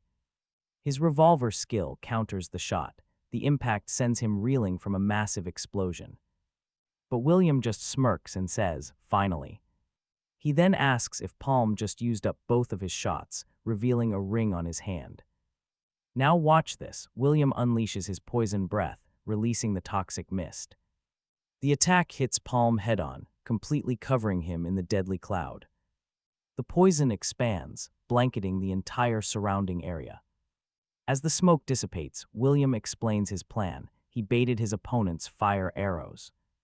He forced them into cooldown. His strategy worked perfectly. Palm can't do anything for 30 minutes, and William's smirk is dripping with confidence. With his own fire arrow on cooldown, William decides to finish this with his dagger. He advances, declaring this is his favorite part, unable to wait any longer. He can't wait to see the desperate look on his opponent's face. He imagines the scene, but Palm just stares back, showing absolutely no fear. He clenches his fist, gathering all his determination into one single point, and lands a direct punch right to William's face, sending him flying. Elsewhere, Ibu can't believe it. How did Palm manage to do that? We cut to a tavern, where Ibaru offers to pay the tab if they reveal how they beat the poisonous mushroom of madness. Debo just laughs, saying it would be useless to tell them, since it's not something you could do just by wanting to. He recalls thinking they were done for, but then commented on how Palm, and here's the secret you and I have been waiting for, he used his telekinesis to pull all the poison out of the air. Ibu shouts, asking if that isn't just cheating, and Debo confirms that's exactly what he's talking about. Debo says with his skills, his boss is a total cheat. He just shrugs. Back in the fight, William is the one choking on poison now. Palm smashes him in the jaw. A flurry of punches hammers the knight relentlessly. He finishes the combo with a blow that sends him flying straight into a tree. Palm preps his next move. His eyes are locked on his target. Stuck to the tree, William can barely react. And just like that, the fire arrow hits its target, dead on. William drags himself across the ground, completely defeated. But he unleashes one last burst of energy towards Palm, a desperate final attack. Palm, however, narrows his eyes. He realizes William isn't just acting like a lunatic. He's actually got a plan, and trust me, Palm figures out the entire play instantly. The poisonous breath failed, so William is desperately trying to get his staff back. Palm adjusts his stance, deciding the perfect moment to recover the weapon is right as he finishes William off for good. So he readies his magic model. He unleashes a torrent of fire right at the fallen staff, launching his attack. The explosion hits William head-on, completely swallowing him in the blast. But then, William reveals a glowing orb. He swears he's going to tear Palm to pieces. And just like that, a massive firestorm engulfs the forest. Trust me, the power is insane. Palm hits the dirt, admitting he let his guard down for a second. He never expected a flame orb, recognizing a rookie mistake he shouldn't have made. With a storm of fire orbs now rocketing straight for him, Palm realizes something. He's lost his touch, his killer instinct. Miles away, Debo watches the explosion. He turns to Sheldon, who's still dangling from his grip by the neck. He calls out for his boss. Meanwhile, Kiri finishes her own fight. One shot, her opponent is down. Radiating power, she yells at Debo. Stop screwing around and end this. Palm's enemy is too strong, but Debo just says that's what I was gonna do. Then, out of nowhere, a crossbow bolt. It pierces Sheldon from behind as a horde of green ogres storms towards them. Kiri tries to focus, finish them fast, but Debo warns her, don't underestimate them. He spots a weird-looking ogre sitting on a throne in the middle of them. And he doesn't like it one bit. Back in the fire, William wonders if that scumbag Palm is finally dead. He spits a mouthful of blood. He struggles to catch his breath, admitting the guy wasn't half bad. He almost wishes he'd asked for his name. Then a voice behind him says, "Palm." William spins around, staring at the figure, unable to believe his eyes. Palm warns him, remember it well. It'll be the last name you ever hear. William just calls him a cockroach, saying it's useless to bluff, but Palm agrees. I have to agree, he says, revealing a small stone in his hand. He claims it's almost impossible to beat him with just 2 circles. William stares at it, a mono stone. You crazy bastard, he asks, is this it? Is your last hope really to absorb that stone and try to level up? Palm just calls him an idiot, and listen up, because this is where everything changes. Just absorbing a mana stone doesn't make you level up, you need experience. William is completely lost, but then a new magic circle materializes. Energy just explodes around him, with a truly devastating aura, Palm states. That William has nothing to worry about, I already have more than enough. William screams that it's just another bluff to try and scare him. And he charges straight in. Palm just watches him get closer, standing his ground. Not even flinching, then he unleashes a single fire arrow. It becomes something else. A massive blast with absolutely insane power, and yeah, you and I are seeing that right. William's eyes go wide. He recognizes the flame orb, trying to use his telekinesis. But Palm just powers it up even more. The projectile screams forward. It tears through the air with pure fury and slams right into William. He spits blood. Engulfed, he screams Palm's name as the flames consume him. Palm just watches from the flames, his expression completely blank. He watches his opponent's body burn to ash, simply commenting, I forgot his name. Back in the forest, Kiri is down and she's wounded. The goblins charge in. Debo holds her tight. Things are getting complicated, she says. He pulls out his weapon, ready to throw down, and you just know this is gonna be wild. He's tearing through them one by one, counting 16, 17. Kiri can't process how he's handling these monsters so damn easily.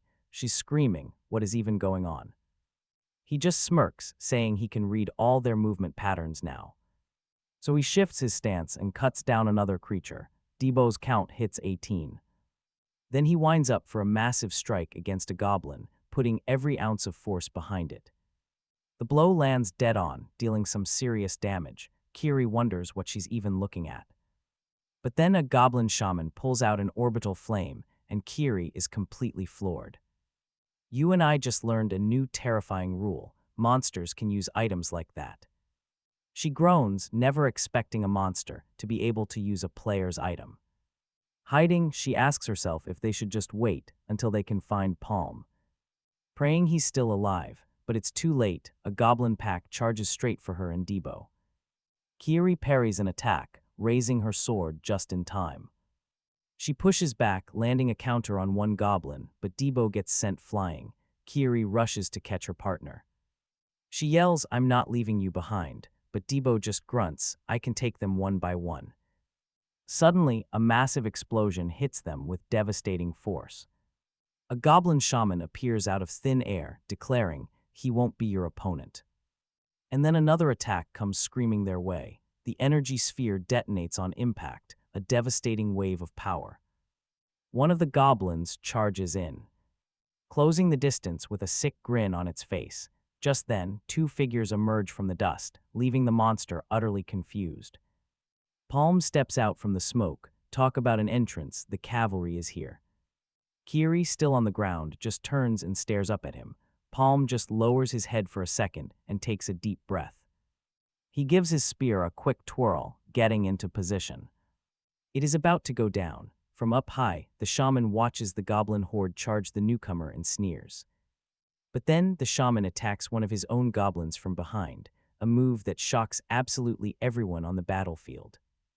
Kiri just watches, calling him unbelievable. She's wondering if Palm is even from the first circle. She then watches as he goes all in, targeting the goblin shaman. Debo also gets ready to strike with his axe. He launches his attack at the monster with everything he has. The blow flies straight across the battlefield, but the attack is just swatted aside. Sending Debo and Kiri flying backward, the power difference is insane. Wounded, the goblin shaman struggles to catch his breath. He starts prepping a new spell, gathering a sinister energy with his staff. Palm steps in front of Kiri and says, "Get back, I've got this now."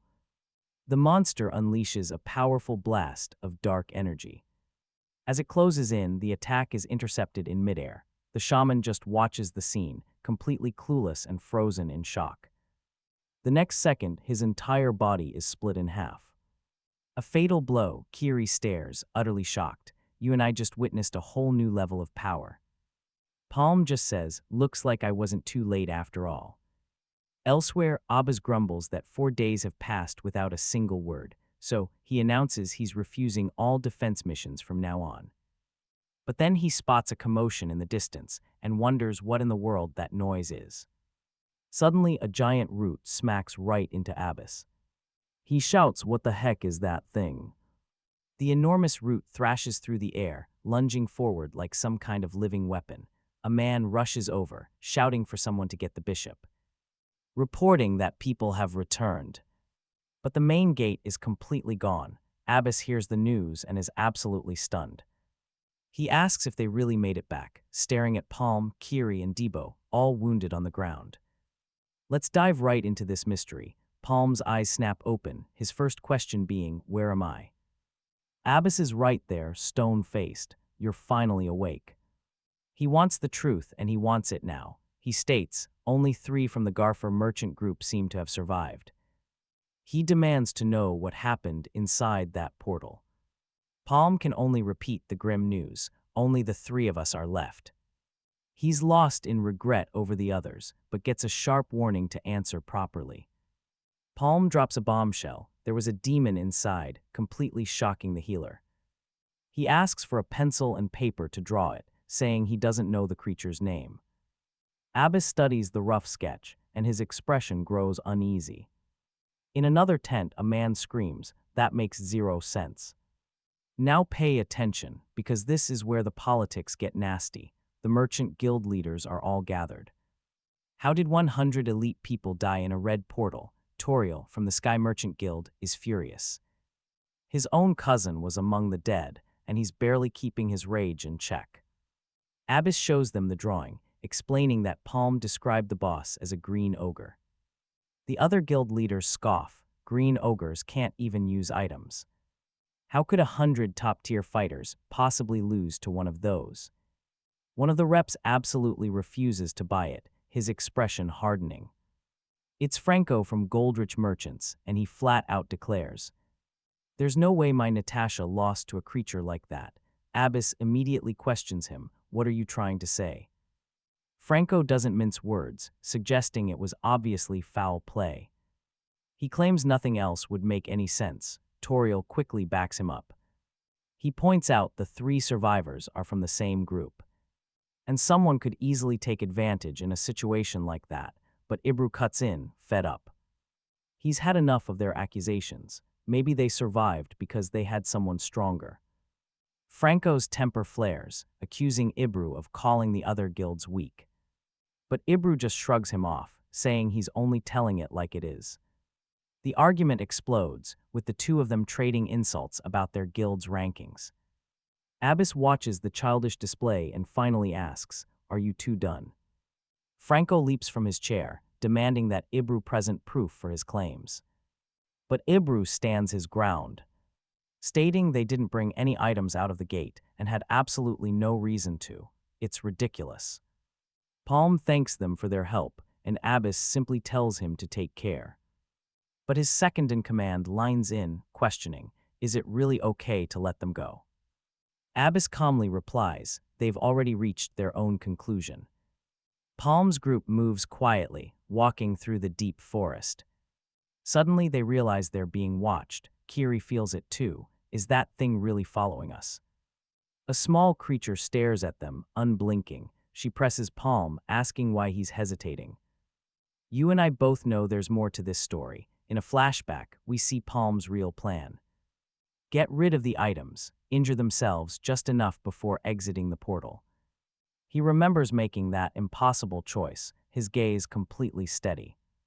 But inside his bag, an item suddenly glows, reacting on its own. But here's the twist we've all been waiting for. Palm snagged one thing, the phoenix feather. It's an item that dramatically boosts a user's fire magic power. Palm holds the glowing artifact, knowing he has to get this unexpected prize out.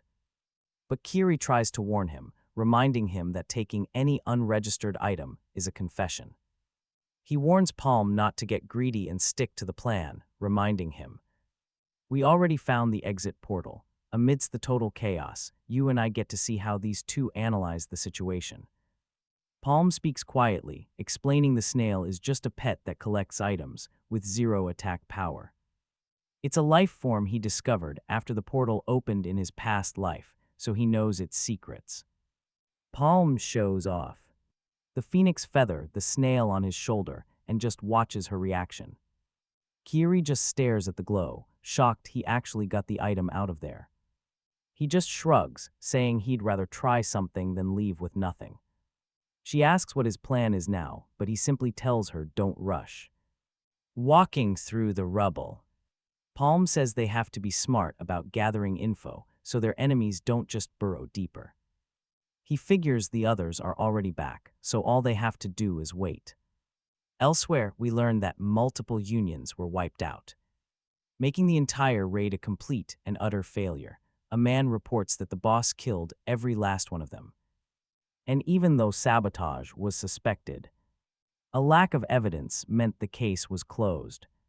He's just relieved he wasn't exposed, even if the mission failed, and he's already planning his next move. Kneeling before a shadowy figure as a storm rages outside, he keeps his head bowed low. His superior's only question is, "You weren't caught." The man reports that the plan was to kill everyone and wonders if Palm has a reason to hide anything. He worries that Palm might have found out about this Black Wizard's followers and is planning to expose them, which makes him nervous. He says if that's true, they'll have to eliminate their own spies inside the unions, but he's cut off by an invitation before he can finish his sentence. The leader just laughs at the thought of an invitation and says he'll accept. He decides to prepare something a little different for this particular occasion. The leader declares they will be the first and the last guests, all while watching a massive, marked beast emerge from the storm, radiating a truly sinister power. Now let's switch gears. We're about to see the hell Debo crawled out of. He was trapped in crushing poverty, forced to watch his sister die from the black blood disease.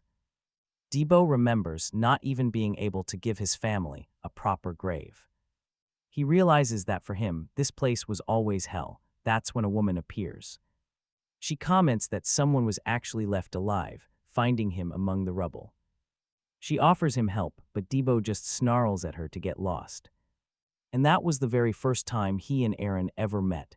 Back in the present, a beast attacks the competitors. One of the warriors celebrates, getting first place right in the middle of the chaos, raising his fist in victory. Meanwhile, a young man complains about not being 30 seconds faster, but admits that Debo looked pretty cool. Aaron casually walks over, declaring that since everything's done, it's time to go. Debo just watches Aaron standing on a pile of defeated monsters and takes a deep breath. That single year was more than enough to completely change his entire outlook on life. His sole purpose now is to help Aaron. Later on, some guy starts poking at Debo, calling him Aaron's little disciple. But Debo shuts him down instantly. Someone else gets nervous, wondering if a place like this could really exist in the Elm Mountains. From inside a house, a voice calls out, "You're about to see a simple rescue mission turn into an absolute nightmare." A young woman needs to find her brother in the abandoned Elm Mountain mines. She's pleading for help, but Aaron brushes her off without a second thought. He says she'd just be dead weight and that he doesn't do personal requests. Aaron tells the girl to go find another adventurer, even adding there's no guarantee her brother is even still alive. But Debo steps in, telling Aaron they might be the young woman's last hope, insisting he wants to help her. He promises to keep her safe and asks his companion to reconsider. The group reaches a cave, a desolate scene greeting them as they move forward on high alert. The girl spots a body on the ground, not her brother, she says. But she notes he wasn't killed by any monsters. Someone says the body's been there for a week and then suddenly seems to recognize him. And then the cave floor explodes. Now don't blink, because this is where everything goes sideways. Debris flies everywhere, engulfing the entire area. Debo shields the young woman with his body, screaming about what the heck just happened. Then a creature with glowing eyes bursts from the rubble and looms over them, revealing itself as a Zakum. The creature roars and Debo yells to the girl, "Get behind me." Eren charges forward, instructing him to attack from the left, while Debo gears up for combat. He declares they'll finish this fast, as he and the other warriors clash with the Zakum, exchanging a flurry of precise blows. All the while, Shannon watches the battle intently, analyzing every single move. After the showdown, Debo leans on his axe, commenting that the beast was every bit as tough as the rumors claimed. Then one of the warriors asks where Shannon went, and just like that, the real mystery begins. He glances at the cave entrance, wondering why she would have run off on her own. Eren commands everyone to brace themselves, sensing a powerful aura coming from deeper inside.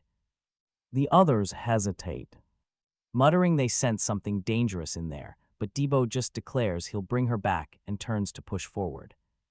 But he's called out by the other warrior, who reminds him his duty was to protect her. Debo states he's going in after her, his tone hardening.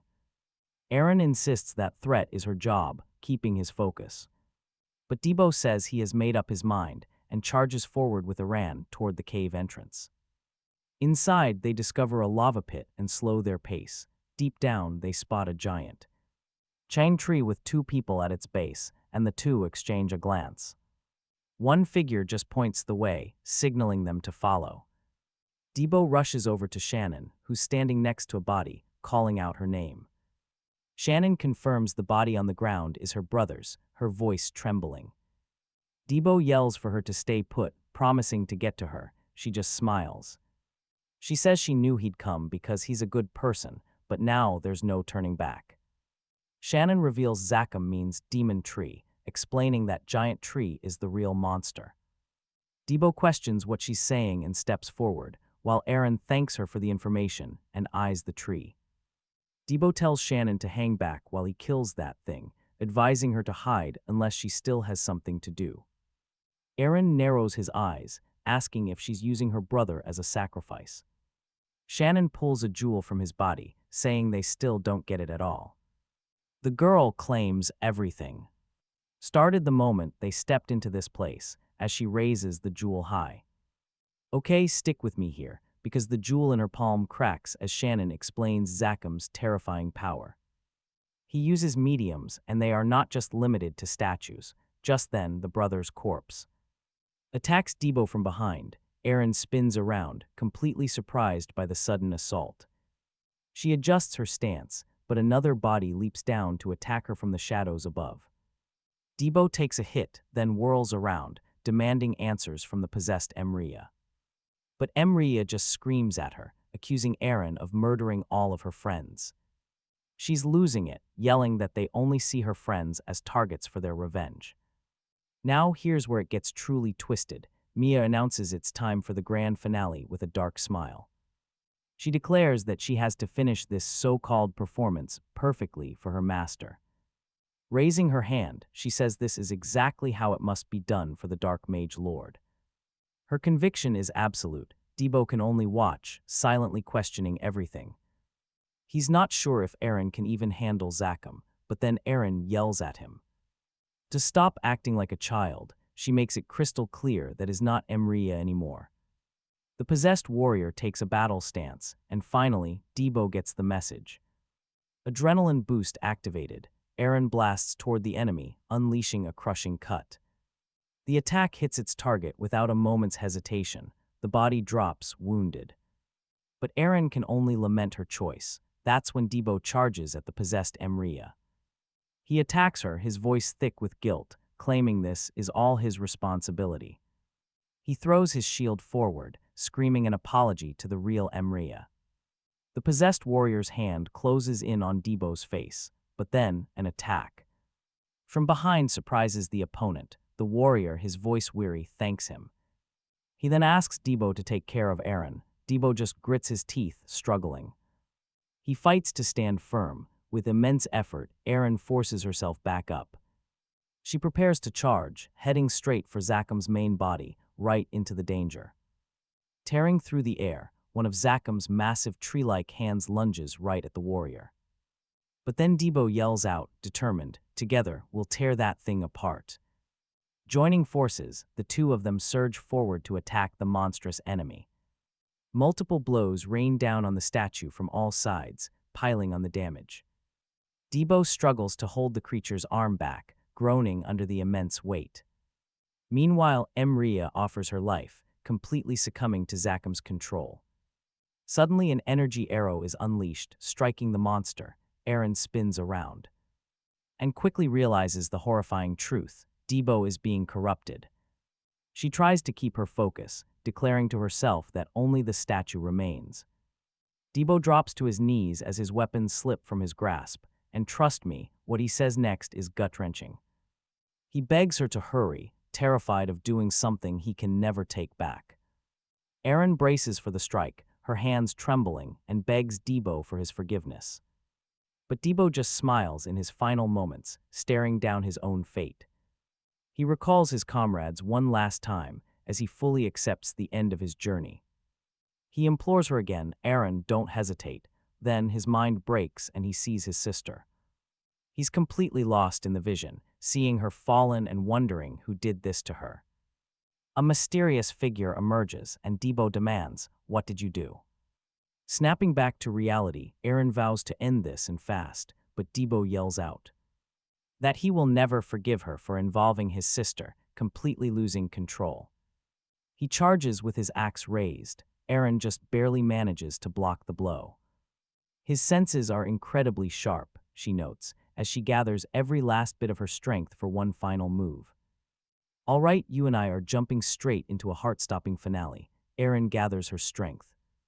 She unleashes the final blow. The Zakkum statue just stares, waiting for the attack.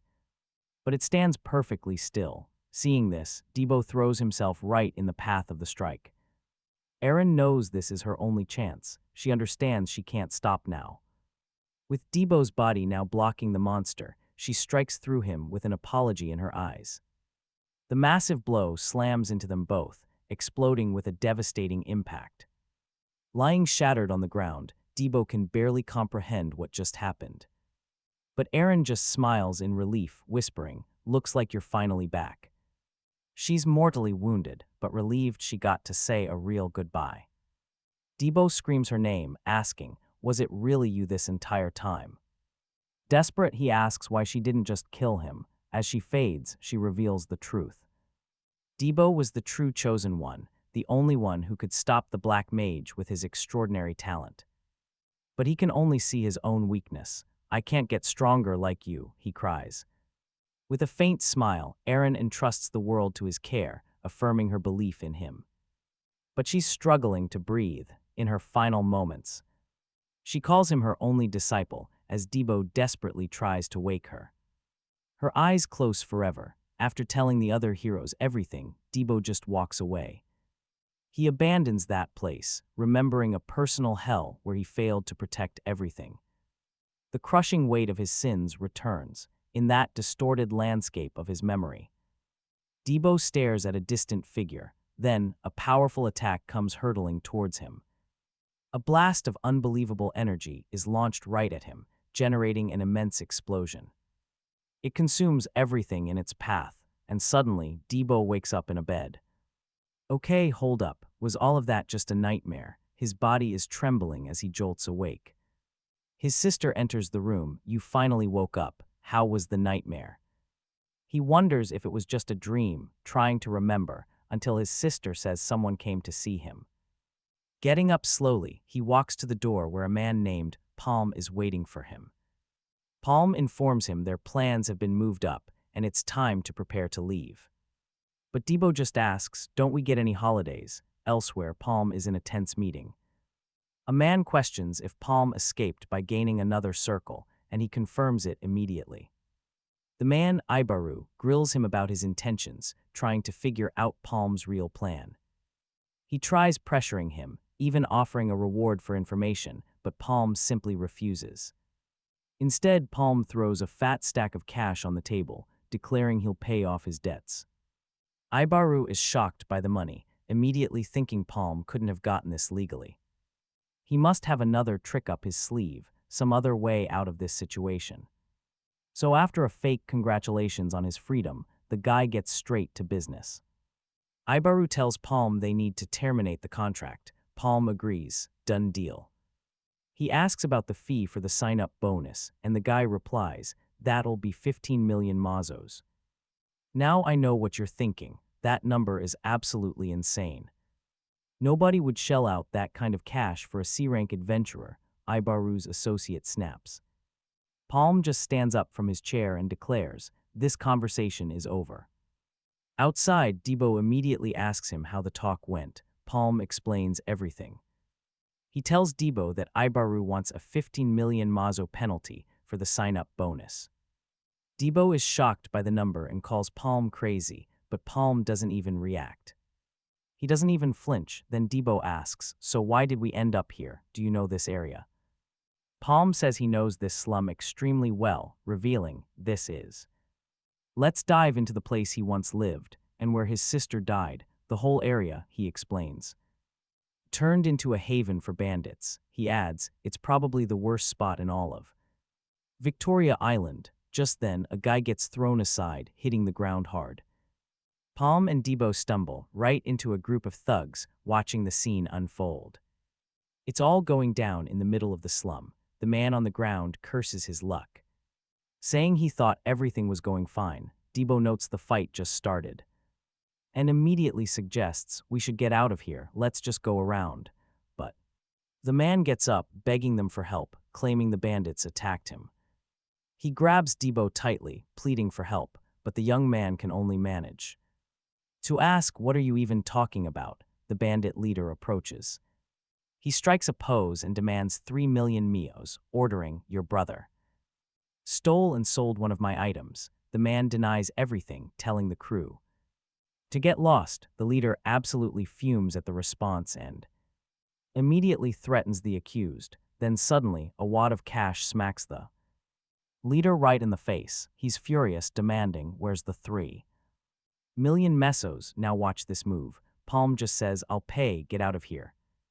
Debo is completely baffled by his attitude, not understanding a thing. Palm turns to the man named Ralph and tells him to follow. As they walk, Ralph asks if Palm came to recruit him, but Palm's reply is blunt, I have neither the money nor the affiliation for that. Debo immediately gets furious. He demands, give back the 3 million we just paid. Ralph replies, completely unfazed. He says, I didn't ask anyone to pay for me. Debo is even more surprised. He doesn't know what to think. Ralph tries to negotiate, proposing, for my skills, I'll join the group for 5 million miso. Deal. Then a man approaches. He steps forward from behind and introduces himself as Beiju from the Kana Merchant Union, asking, I'm looking for a Mr. Palm. Palm confirms his identity, and Ralph is just speechless, totally shocked. Okay, I know what you're thinking. Who is this guy? Well, we're about to find out. Beiju says, our union greatly values the skills you showed at the portal. He then presents his proposal, an advance of 3 million and a bonus of 15 million. Ralph is stunned, reacting immediately to the amount offered to Palm. Palm accepts the offer without delay, and Beiju informs him the raid will be in 3 days. Debo is thrilled, of course. Beiju then throws a bag of money to Ralph. Palm explains that's the bonus Ralph had just asked for. Debo is completely floored by the cash, unable to believe it. He questions the expense and asks, where are we going now? Then Kiri shows up. Arms crossed, just watching the duel closely. Later, at a tavern, Debo asks, why is this loudmouth girl here? But she says she only came to fulfill her promise. On a stormy day, the group gets ready to enter the portal, as Kiri comments, this is a good day for a raid. Trust me, you're gonna want to see this. A woman gives instructions, informing them 5 teams, 50 people total, will participate. Ralph complains right away. So many useless people will just reduce my pay. He's clearly super frustrated. Then Beiju from the Kana Merchant Union informs them. The portal this time is an orange-level threat. He believes 50 people and 5 marksmen will be enough, stating that clearing the portal won't be an issue.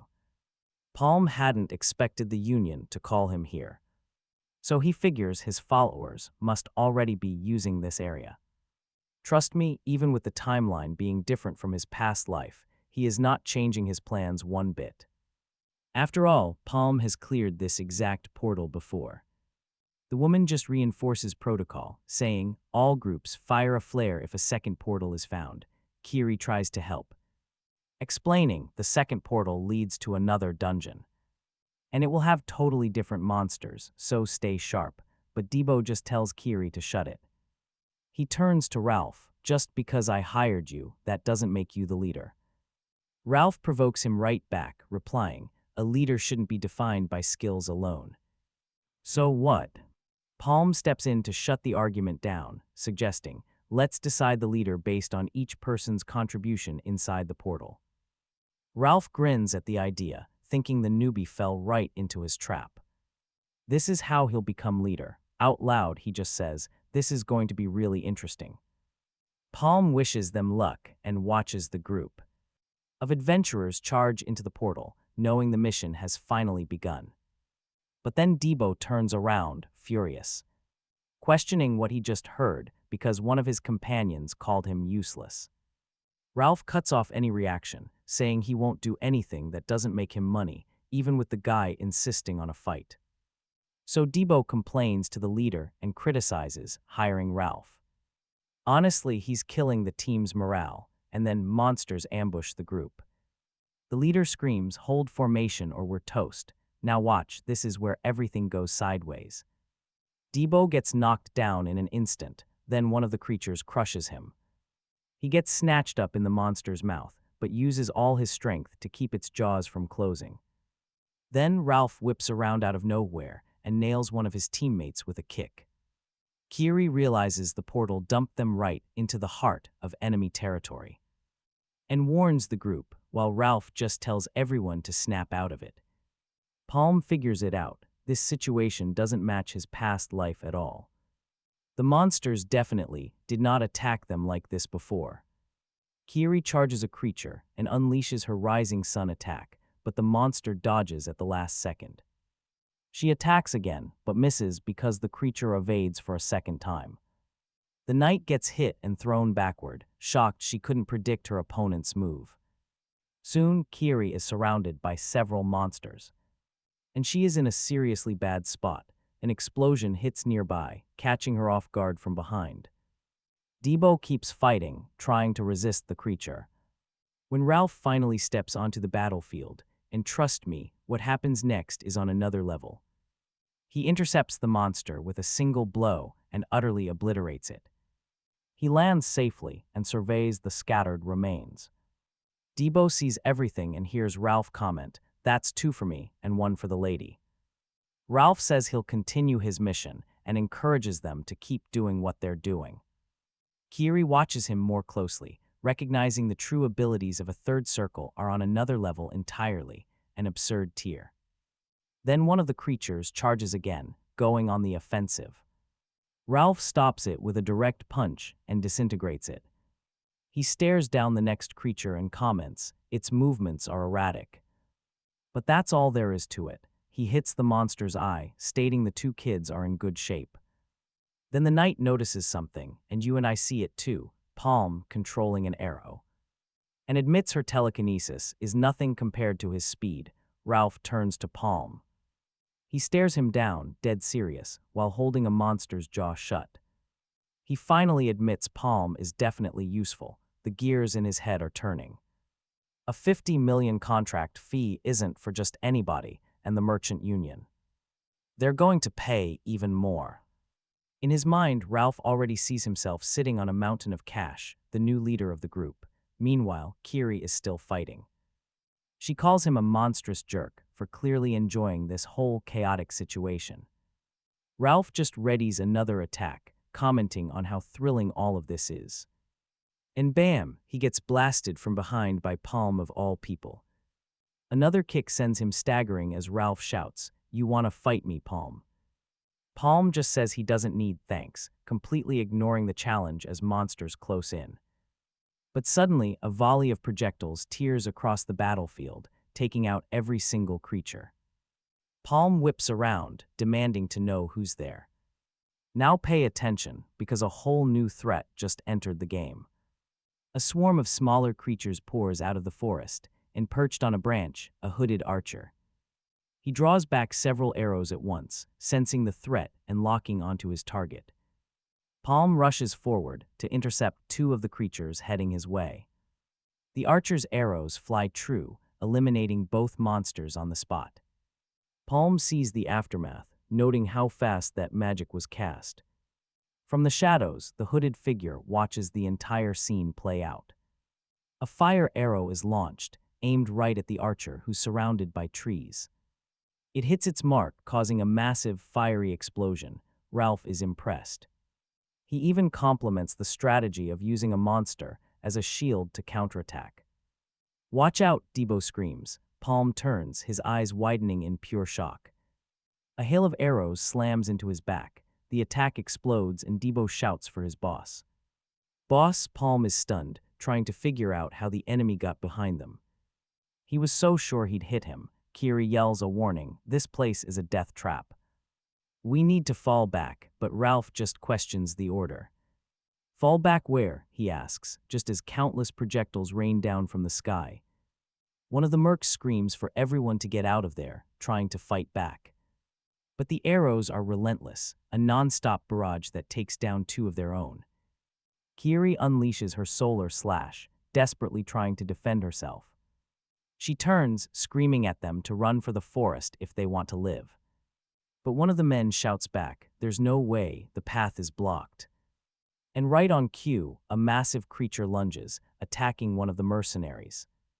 Okay, I know what you're thinking. This is a total wipeout, right?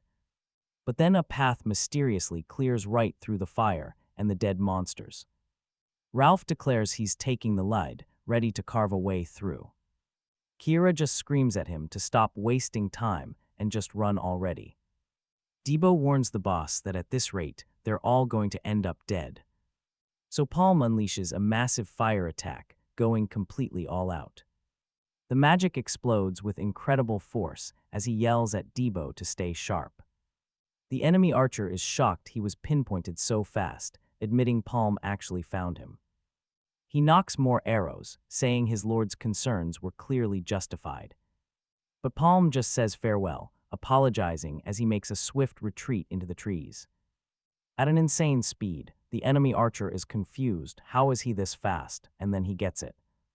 Let's break down this scene. The hunter is about to become the hunted. One person is missing from the group.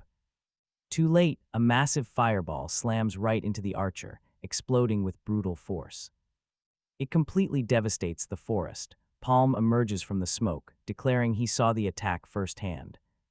Debo rushes forward, grinning, "That was perfect." He explains the plan. The disguise swap worked like a charm, thanks to the time he bought. Now watch closely, because this is the moment everything goes wrong. A massive projectile tears through the air. It rips right through him. Kiri spins around, and Debo's body drops right in front of her. Palm turns, taking in what just happened. He immediately prepares for another attack. Focusing a ridiculous amount of energy, he unleashes a full-power blast. It rockets towards the enemies, and one of them just stares back, muttering, "Impossible." Another mercenary gets hit, screaming for help. Kiri grabs Debo's body and pulls him along. She yells for everyone to run as fast as they can, but one of the projectiles skewers her leg right as she's shielding him. The impact is savage. It slams them both hard into the ground. The knight writhes in pain from the wound. The enemy archer just tells his men to stay focused while the duo scrambles. They try to get out of attack range. Ralph, now carrying both of them, grumbles. He's complaining about having to babysit the whole crew. The enemy claims they'll never escape. Not from his reach, no matter how fast they run. He draws another arrow and takes aim. But then he notices something approaching. Kiri, meanwhile, is questioning the plan. She asks Ralph what's going on, and he just says he follows the boss's orders. No questions asked, the group tears through the forest at an impossible pace. But they suddenly grind to a halt, encountering something totally unexpected. Okay, I know what you're thinking. A second portal, this changes everything. With a smile, Ralph realizes they're alive, thanks to Palm's quick thinking. They can reach the portal before the arrows hit. Kiri asks if he really plans on entering the portal without their boss, but Ralph believes this was his plan. This was exactly Palm's intention. He declares they'll go through and wait for him. He prepares to move, but another projectile is already screaming toward them. It explodes violently on the ground with absurd force. Debo gets thrown clear. His weapon clatters beside him. Ralph is stunned. How was he attacked? From the front, Kiri is still down, totally unresponsive. Then another blast hits. A new, massive attack slams right into them, launching everyone away in an explosion. Back at the first portal, Palm uses logs to block the entrance. An intense light appears. And just like that, the path to the portal reopens, revealing a clear passage. From a distance, the enemy archer watches the whole scene play out, calling the attacker a crazy bastard. Palm keeps moving through the forest, then one of his own projectiles hits and completely obliterates another monster. The archer is stumped. Why isn't Palm hiding? He knows he's being hunted, so the archer decides something. He's going to test his target's limits, turning this into a game to see how long he can last. The archer remembers the day his master accepted him, reliving the brutal selection process. 300 assassins battled it out until only 5 remained. The slaughter lasted 7 whole days, and since no one could even find him, he earned the title of Ghost. What unbelievable skill, right? And what do you and I learn from this? The ghost is about to meet a monster. He instantly realizes he just made another mistake, his eyes narrowing in frustration. Then a fire attack screams past him at insane speed. He dodges again, impressed.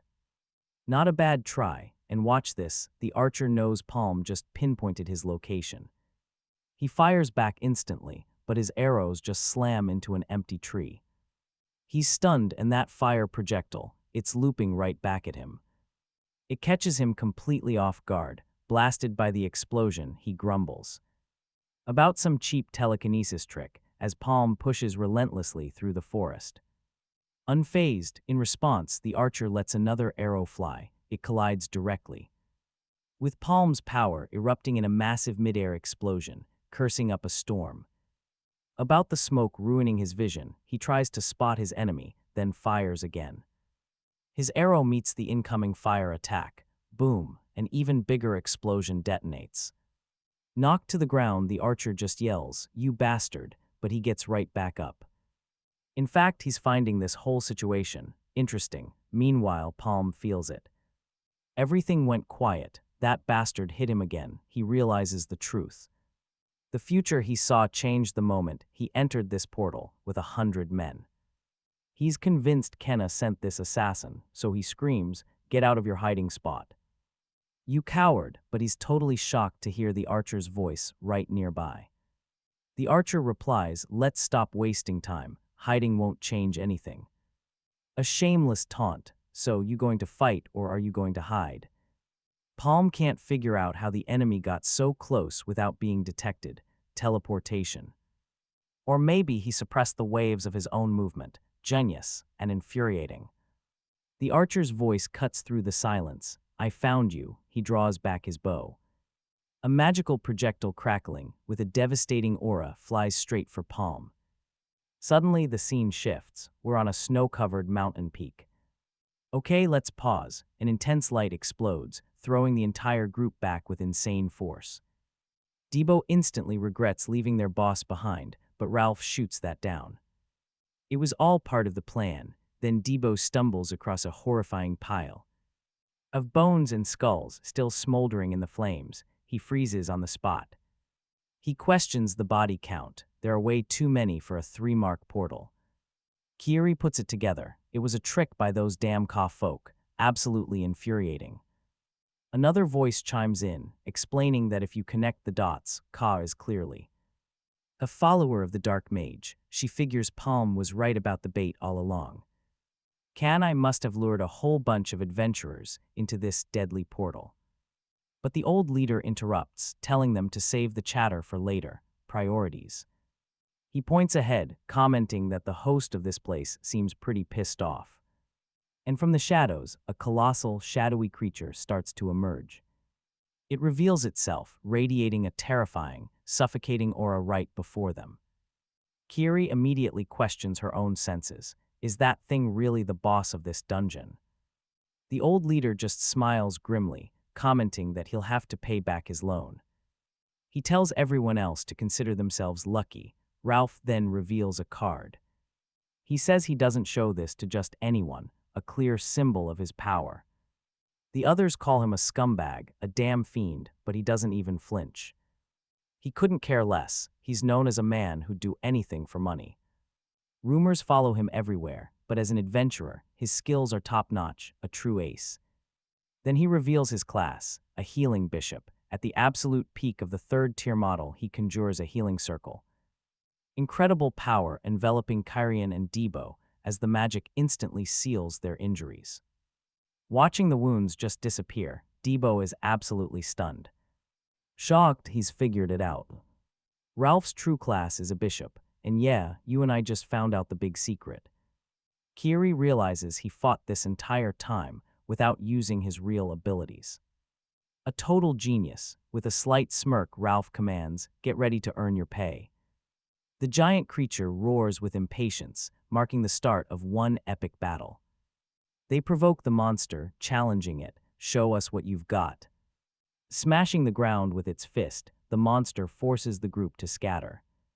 Everyone splits up. Debo and Kiri scale a rock, trying to escape. He curses the creature nonstop, while it opens its enormous mouth toward them. The monster charges straight ahead, crushing the rocks with its massive jaws. In seconds, their shelter is reduced to nothing but dust, no mercy. Debo lunges at the monster's face, screaming, "What are you looking at, you idiot?"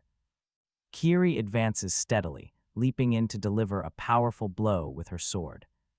She moves toward the enemy again. Debo tries another all-out attack, but the monster hits him with a devastating slap, sending him flying. Now, don't blink, this is key.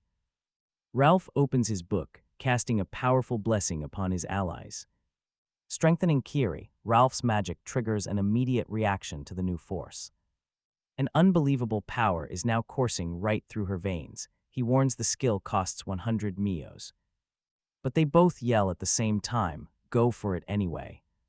The giant monster suddenly takes a short nap, letting its guard down for an instant. Ralph celebrates the victory, stating it was a good fight against a tough bastard. He says now they can finally talk about getting their payment. But the creature just roars again. It's awake, and it is not happy. Debo complains about the smell and says he's putting this thing to sleep for good. He and Kiri advance together, launching another attack on the giant.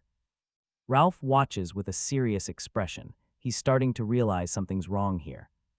The monster towers over the adventurers, revealing its full, imposing size. Meanwhile, Palm is sprinting through the forest, dodging a rain of projectiles. He keeps running, but he has no idea where the enemy is even shooting from. Okay, I know what you're thinking, and yeah, this guy's movements are impossible to track.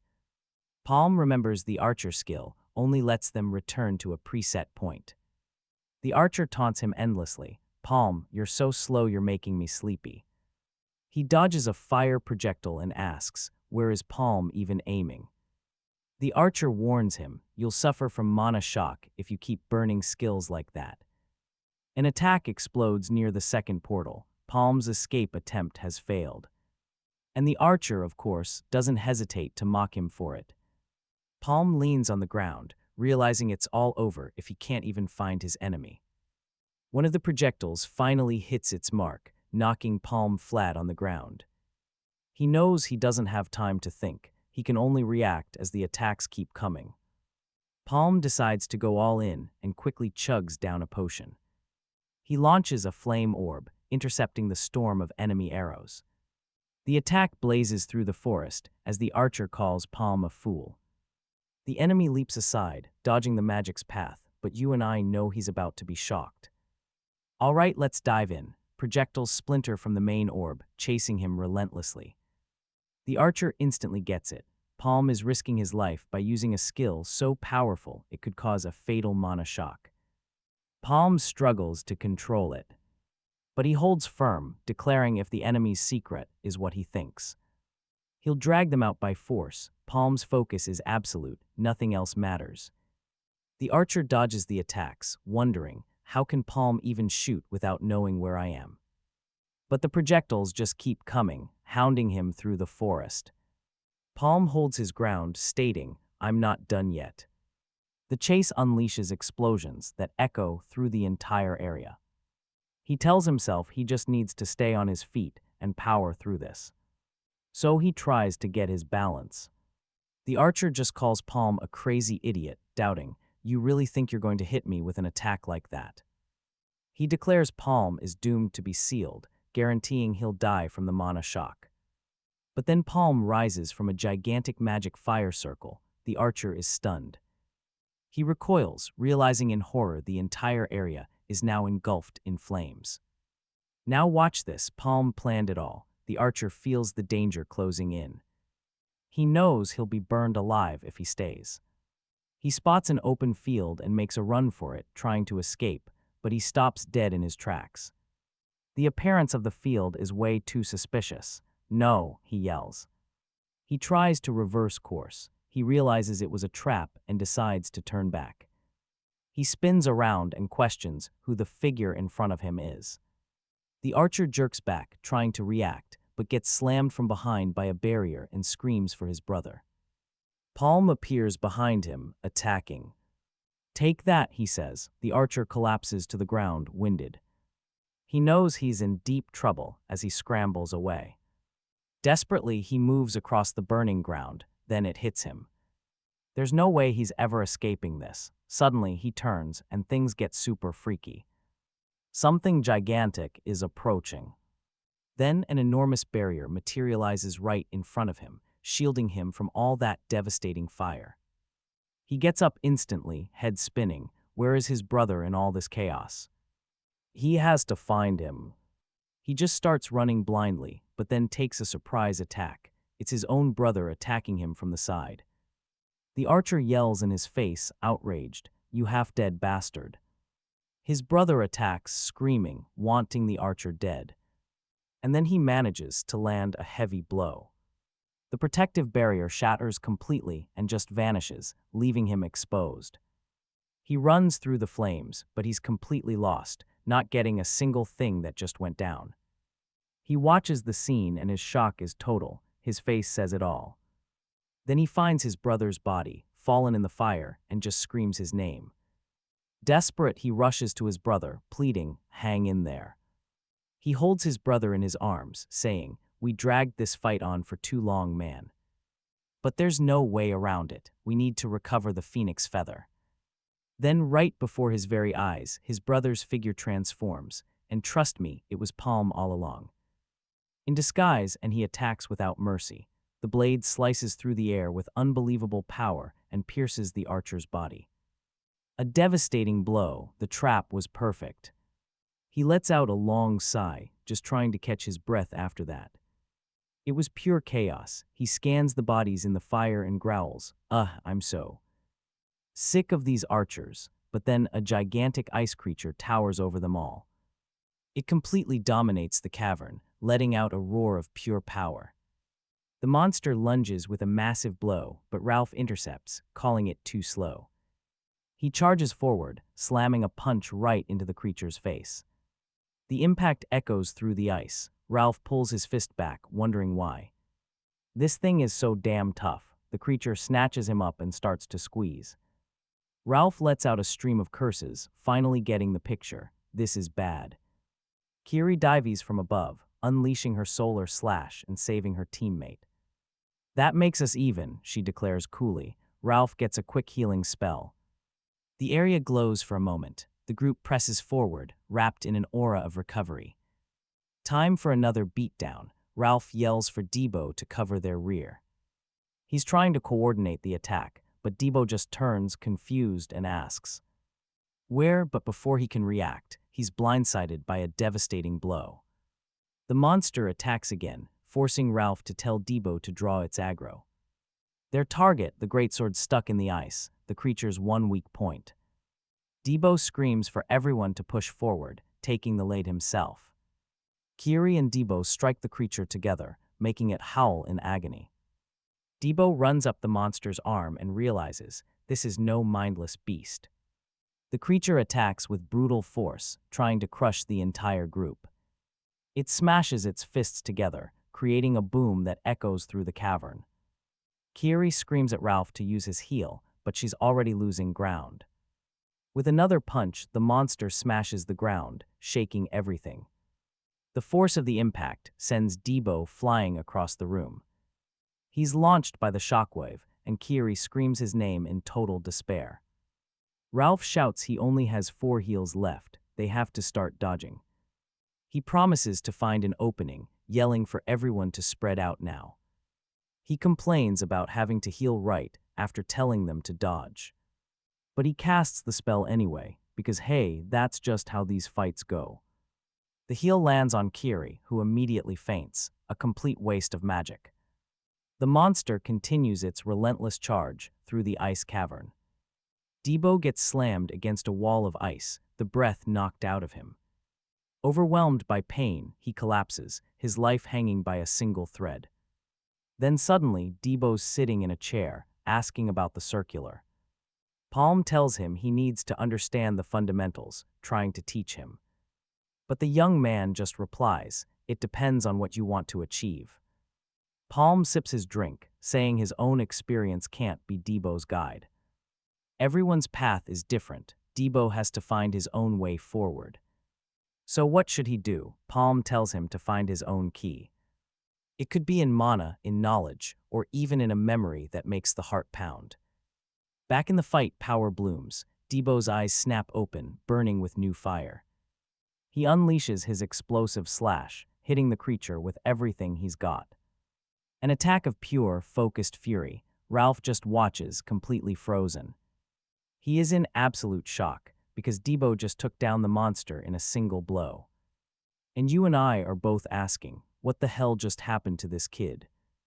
Debo unleashes a storm of axe strikes while Ralph shouts, "Did he level up?" No way. Scrambling across the creature's back, Debo pushes forward.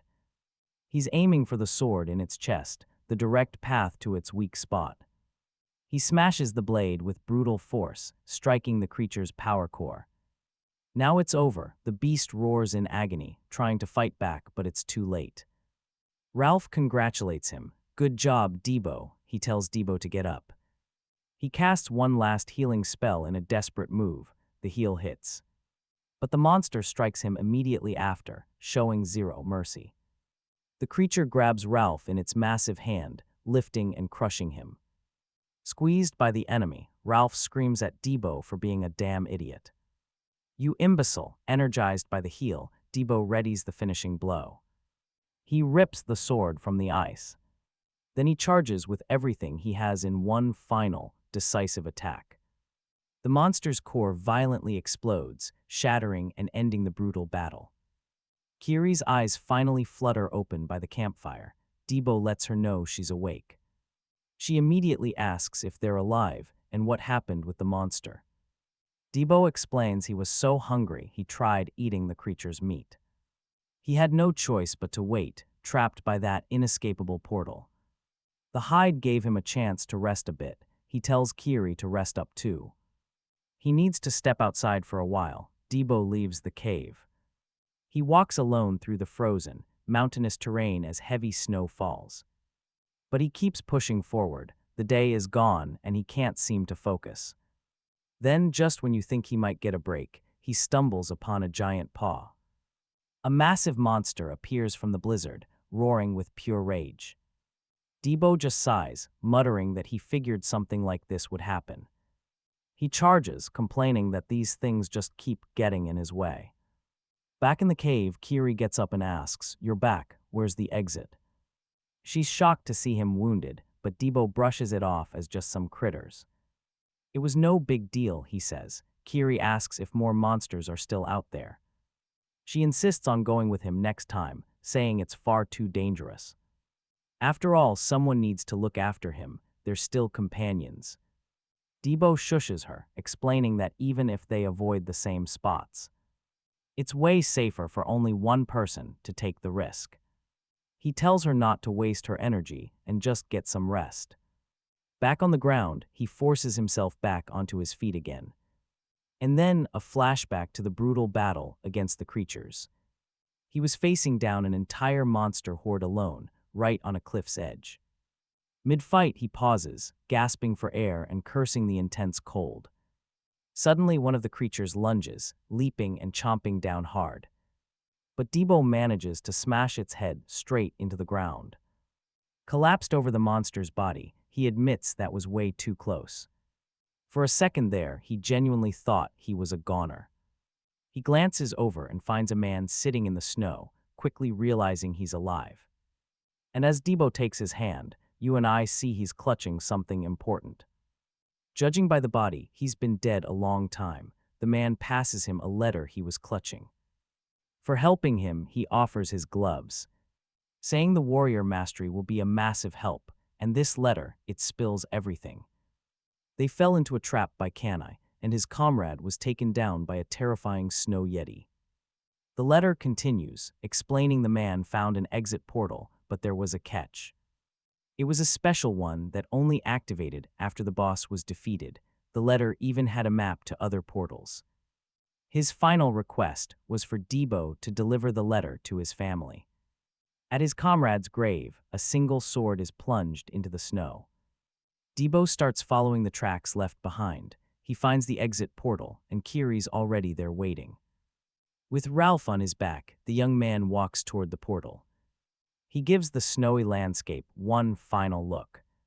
Then they step through, emerging in a forest. Debo asks what their next move is, since they need to regroup. But then a hooded figure appears, saying, "I figured this might happen." The person looks over the bodies left behind and asks, "Did the Phantom actually lose?" Debo instantly knows they're from Ka, and he's in no shape to fight them. One of the figures smirks and warns, "Don't worry, we'll finish this in a second." Kiri charges one of them with her sword, screaming, "Stay back." The hooded figure just hurls several daggers that strike Kiri head-on. She flinches, the pain of the blows rocking her. Debo screams her name as the enemy closes in for the kill. Facing the figure before him, he holds his ground. Then a powerful, devastating light erupts. A single strike blasts forward, piercing the enemy clean through. Kiri watches the attack blaze right past her. That one blow takes out all the remaining enemies at once. Unbelievable power, another hooded figure takes a direct hit. And just like that, Debo and Kiri are the only ones left standing amidst the fallen. He cracks a smile and says, "Man, I really didn't want to have to say that." Palm then raises his staff, asking, "Miss him much?" Debo just suggests they let it go. And then someone else pipes up, saying since they're already late, they might as well go grab some beers. Meanwhile, somewhere else, Evoke is chilling next to her massive chain beast. She notes that some skilled player has shown up, but no one knows who they are. She figures a real storm is about to hit the ranks, and she's already getting ready for what's coming. Suddenly, Beiju bursts into the room, announcing Palm's return and asking what to do about the contract. With a stone-cold face, Evoke gives a single, brutal order, "Kill him." The command stops Beiju in his tracks, leaving him completely speechless. Beiju argues that Palm isn't alone and tries to protest, but Evoke cuts him right off. "We can just come up with an excuse later." Intrigued, Evoke demands more info. Beiju explains he's with other people. And right on cue, Palm walks into a new scene. Sitting at the table, Ralph is grumbling that the food tastes terrible. Debo immediately snaps at him, telling him not to insult his sister's cooking. Shannon even offers Kiri more, who politely thanks them for the meal. Debo mutters under his breath, thinking this was exactly why he didn't want to bring Ralph along. Kiri mentions that Kanai has probably heard the news by now, and for her sister's safety. It's best if they all stick together. Palm walks in, immediately asking how things are. Everyone is, but Debo immediately snaps, demanding to know where he's been. Let's jump right into the drama, because Ralph thinks this is the perfect time to talk money. He wants to hash out the reward split, demanding an extra 7 million misos. Debo immediately asks if the guy has lost his mind, wanting to chase cash in a situation like this. He accuses Ralph of claiming he defeated the Snow Yeti all by himself, when in reality, he just slept while Debo was desperately looking for a way out. Carrie then mentions she heard Palm also fought a pair of assassins. Ralph just scoffs, asking if anyone has proof, and Debo immediately calls him a punk. Kiri asks Palm for his next move, and he confirms it. Kanai will definitely try something again. Just then, a loud bang on the door from outside, and a voice demanding to know. How long do you plan on keeping me waiting? Shannon opens the door, totally shocked. Stunned by who's standing there, she asks, Who are you? Debo and Kiri are just as floored. The man's arrival sends a shockwave through the room. Abbas demands, Tell the punk. Who just walked in to hurry it up. Elsewhere, in a dark room, a scarred man barks an order. Fix this mess. Back in his office, Abbas clutches his head, completely frustrated by it all. The whole situation is spiraling out of control. Then, he hears a noise coming from his office door. Abbas comments that the negotiation with Kanai probably didn't go so well. But watch this power play. Palm drops a bomb. They offered him 15 million mesos. If he passes their test, that news leaves Abbas visibly tense. So Palm asks, Did you just come here to brag? And when there's no answer, he gets up to leave. But Abbas finally caves, offering Palm a 6 million meso contract for him to sign. Palm flashes a subtle smile, his gamble paid off beautifully. He signs the document and Abbas asks, Are we officially partners now? Then he suggests, Let's be honest with each other, so Palm spills everything about the plot.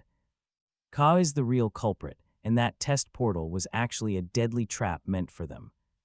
Abbas is shocked, but the pieces instantly click into place. Ka only contacted them to try and get rid of the evidence. Palm declares with absolute conviction. This time I'm going to take down Ka. Abbas just asks, Are you satisfied with that? Palm states his testimony is the only proof he has, which they can simply deny. They could make the evidence disappear. Abbas knows he can easily manipulate public opinion. After all, the other merchant unions need a scapegoat for the portal's failure. And then he concludes, even with all that, Ka can still be dealt with. So instead of just taking them down from their positions, they can go one step further. You and I both know what's coming. They can wipe them off the map, once and for all. Elsewhere, a mysterious figure is informed that the Dark Wizard's followers are on the move. A new threat is spreading. Later, Abbas meets with Toriel and Franco. When they ask why he's there, he simply states, I came to apologize. He explains there was a small misunderstanding, claiming Palm acted rashly. He blames it on him being too young and impulsive, then declares Palm is now Gaffer's official business partner and apologizes for him having stolen from them. Biju agrees not to take the promised fee in the contract. Abbas plays along, saying it's no problem. Then he explains this whole incident made him realize how valuable human life is, so he's decided to treat people how they truly deserve. He gives them a wide, unsettling grin and makes a statement. He'll have skilled guards on standby at all times, ensuring Palm's group is totally protected. Protection, and Bu listens intently as Abbas keeps going, praising their good teamwork. Calling it truly something to behold, then Abbas's tone gets dead serious. If anyone even thinks about harming Palm or his members, they will have to fight the entire Gaffer merchant union too, and he means it. Faced with this insane declaration, Beiju just stands there in silence, processing what just happened. Debo completely loses his mind. 16 million gold, that's just unbelievable.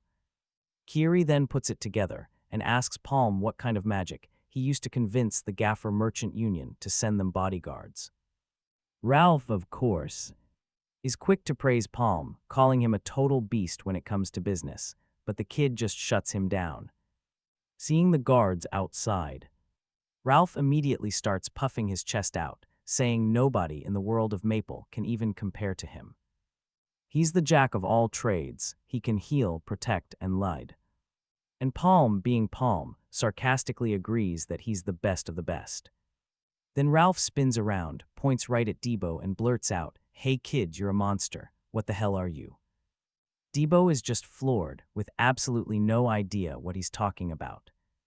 Ralph explains that even while unconscious, Debo single-handedly defeated the boss. There's something about him that just defies all logic. Kiri remembers the fight against the Hobbs, thinking, did he go berserk while he was out? Debo tries to piece it together, but all he remembers is a really bizarre dream.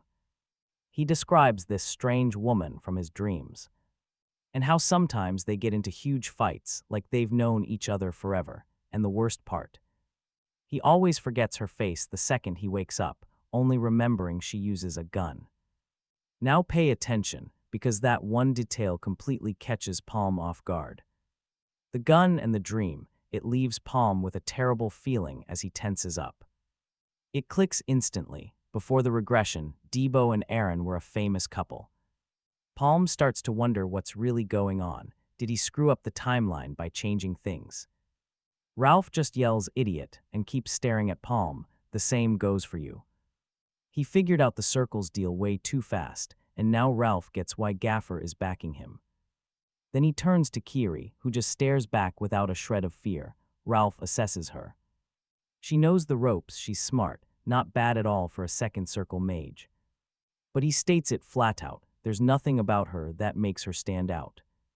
He explains that their next job is to infiltrate Ka, and he would love for her to get back to her actual duties. Ralph's words leave her completely stunned. Kiri moves on, approaching a massive and grand-looking building. Upon entering, she finds a man and just says, I landed a pretty cool gig these days, sarcasm. He greets her with a smile, saying he hasn't seen her in a while. She asks if he's going to talk to the master, and he confirms it casually. Kasim already knows she's lowered herself to an explorer group and scoffs, this must be the perfect place for you.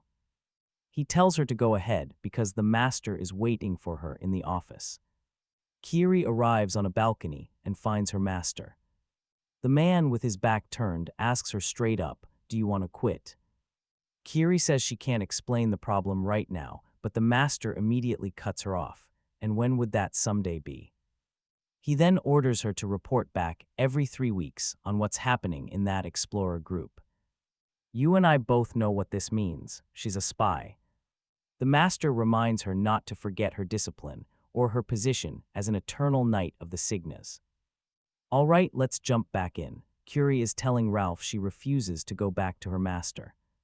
Not without accomplishing something first, especially since one of her loyalists is now watching her from among the knights. She declares she'll improve on her own terms. All she needs is a little more time, but Ralph just calls her immature. He asks if she's really sure about this, stunning both Debo and Kiri with his harshness. Ralph just snaps back, what the hell are you even talking about? Palm knows this is a disaster waiting to happen if she goes off alone to find that loyalist. With her current skill level, it's basically a death sentence, so he steps in. He calls Ralph out for his attitude and then says, I need to add something here. He looks at the confident knight and reveals Ralph isn't the only one. Disappointed in the team's performance, Palm sent them to the second floor. He truly believed they could handle it, but without Debo, they would have been toast.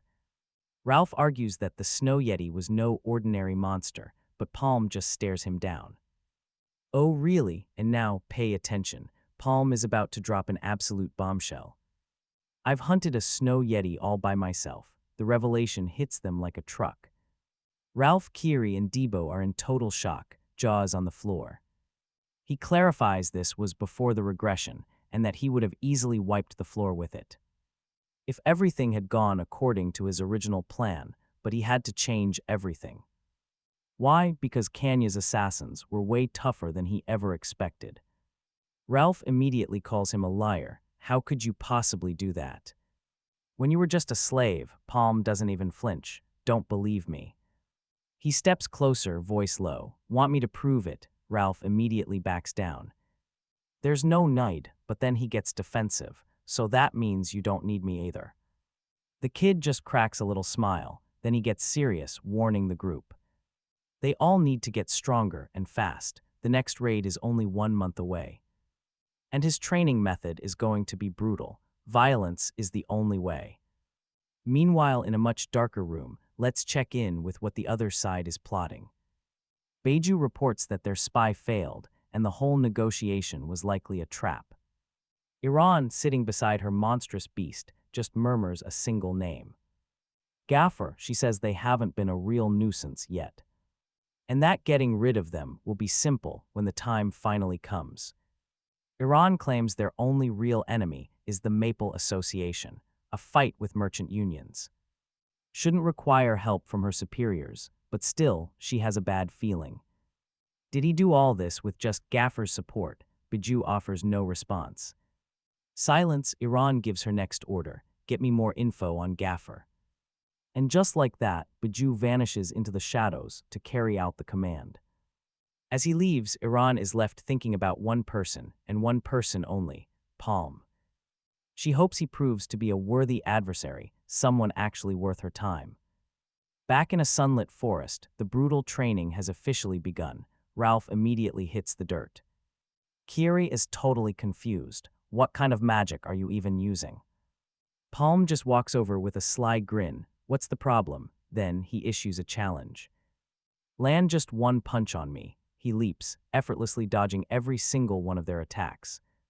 If you land one hit, training stops for the day. Trust me, you and I both know that's not happening. A little ways off, Debo is getting seriously annoyed with all the racket. I can't concentrate with all this yelling, he shouts, punching a stone dummy. Do I really have to train like this? Palm explains he has to consciously try to harness the power that erupts when he blacks out. Even if he's not sure it's possible. But he adds, it'd be pretty interesting if he pulled it off, huh? Debo gets back to training, but you and I can see the doubt on his face. Is this really going to make him any stronger? Ralph, his face bruised, questions if you can even call this training. Debo just laughs at the whole situation, and Palm bluntly says he just set the difficulty to match his circle level. Then Shannon asks if it's okay to leave her sister all alone. But Ralph quickly reassures her, saying she has guards with her. That said, Debo pulls Palm aside, letting him know they need to talk about something. Now pay attention, because this little item is about to change everything. Debo wants to return it. Palm glances at the object and instantly recognizes the cross ring. Debo then asks him what the hell that thing is. Palm just takes the letter and says he already has an idea.